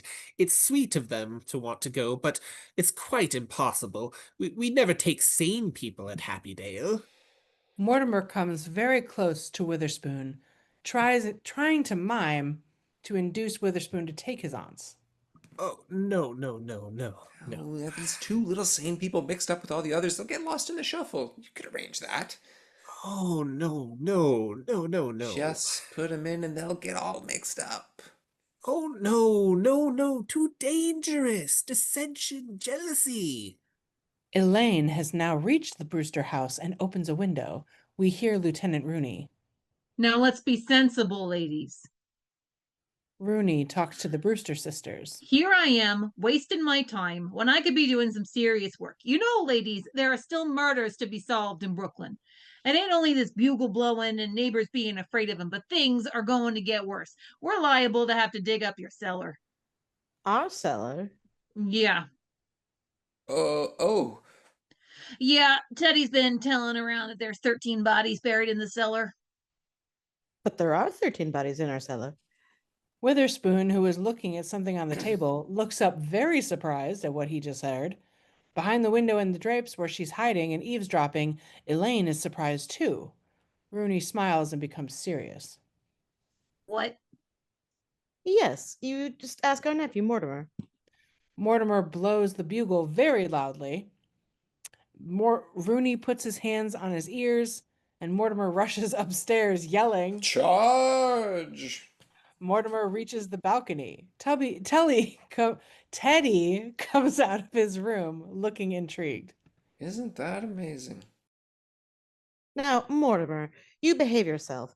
You know very well there are 13 bodies down in our cellar. Certainly there's 13 bodies down in the cellar, and there's hundreds more up in the attic, Captain. Teddy taps the side of his head with his finger, goes back into his room, and closes the door.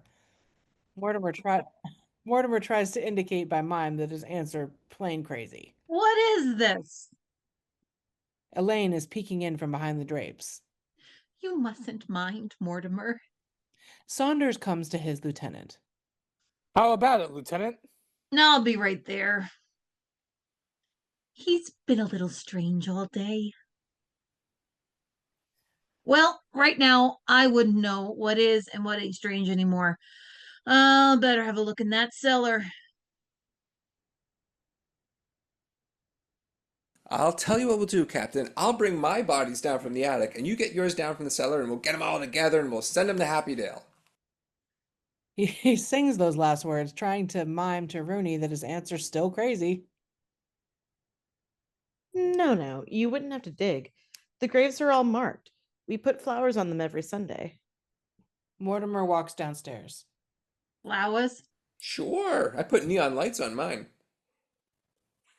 Humor them, smile.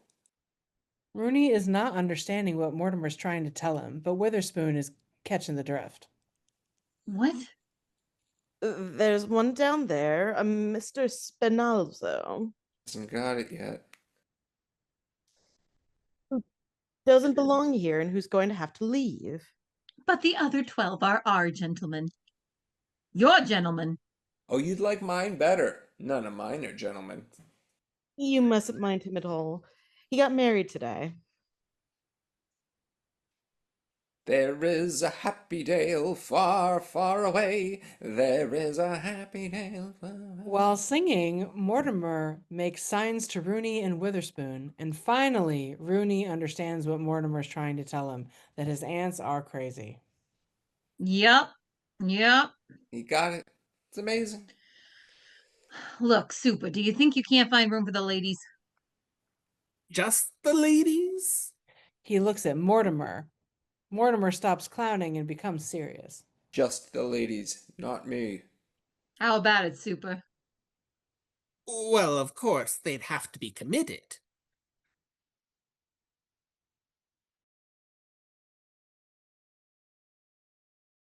Well, Teddy committed himself. Couldn't they commit themselves also? All they have to do is sign the papers. Well, certainly. Oh, well, if we can go with Teddy, we'll sign the papers. Where are they? They're in Witherspoon's pocket. I have them, ladies. I have them right here. Sign them up, will you, Super? I want all this cleaned up. I'm going out to talk to that spy. Maybe I can understand him. 13 bodies down there in the cellar. Rooney, absent-mindedly, is ready to go to the cellar, but he checks himself and goes to the kitchen instead. Ladies, if you'll sign right here. Outside, Elaine opens a large trap door opening in a stairway going down to the cellar. She starts going down that passage. Einstein is walking on the balcony, carrying a suitcase, and starts going downstairs. In the room, we can guess that the two sisters are signing the papers. Right here? Yes, please. It's on the right-handed side, right there. Martha and Abby are seated at the table, signing the papers. Witherspoon and Mortimer, standing beside them, are helping them. I'm really looking forward to going.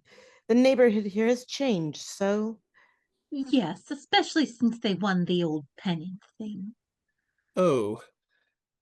Oh dear, I'm so sorry. We've overlooked something. It's absolutely compulsory that we have the signature of a physician. Einstein has reached the bottom of the stairs and he's trying to sneak out through the front door. Doctor. Oh, Dr. Einstein, come here and sign some papers, please. He turns around. Good night. Come here, Dr. Einstein. A doctor? Oh, yes, Dr. Einstein almost operated on me earlier this evening. Come on, Doctor. Einstein drops his suitcase by the front door and comes to the table. Here, just sign right here, please, Doctor. Einstein signs the paper Mortimer gives him. Meanwhile, Rooney and Saunders are coming out of the kitchen to cross the room. were you leaving, Doctor? Yeah, please. Oh, aren't you going to wait for Jonathan? I don't yet. I don't think we are going to the same place. Hello, Mac. We picked up that guy that's wanted in Indiana. His accomplice's description is one on the circular on the desk. Read it to me, will you? Einstein leaves the table, almost bumping into Saunders, who is brushing his uniform. He listens to the description of himself that Rooney is repeating from his colleague at the police station. Mm-hmm. About 40, 5'3", 140 pounds. Popeyes talks with a German accent. Poses as a doctor. Okay, Mac, thanks. He puts the phone back on his hook, while Witherspoon slaps Einstein on the back. Einstein starts raising his arms as if he's going to be caught. It's all right, Lieutenant Rooney. The doctor here has completed the signatures. Oh, that's great. Thanks, Doc. You've done Brooklyn a great service.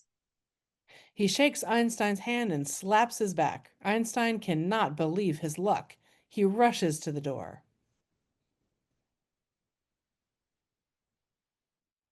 But Dr. Einstein, Einstein picks up his suitcase and rushes out of the door, closing it behind him. Now, Mr. Witherspoon.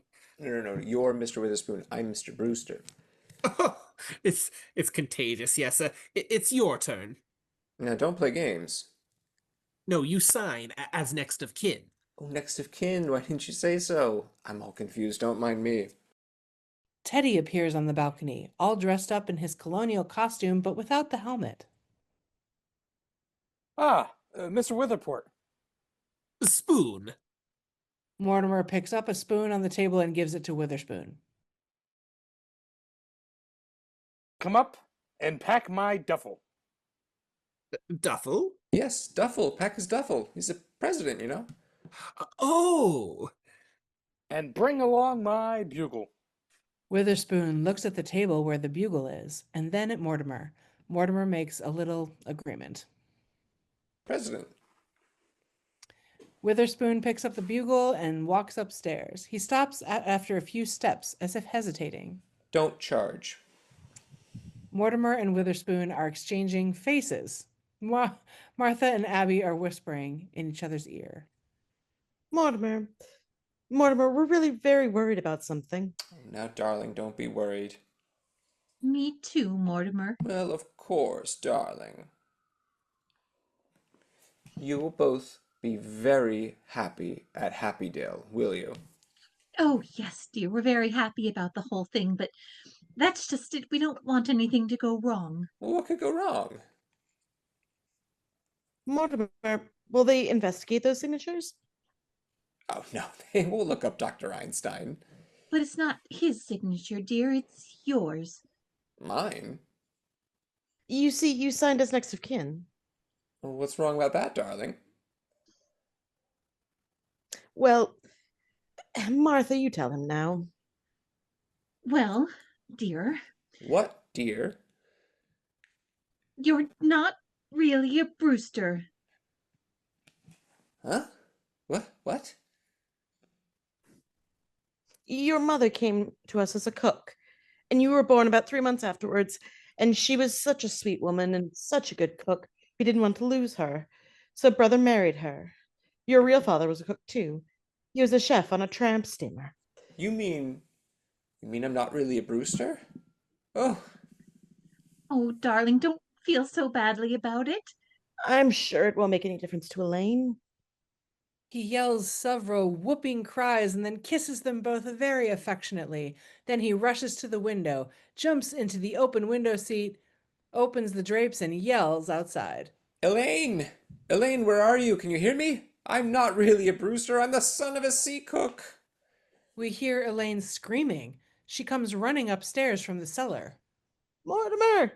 Mortimer! Mortimer, it's true. It's true. I saw them. Mortimer, it's true. Rooney and Saunders come out of the kitchen. It's true. There are 13 bodies down there.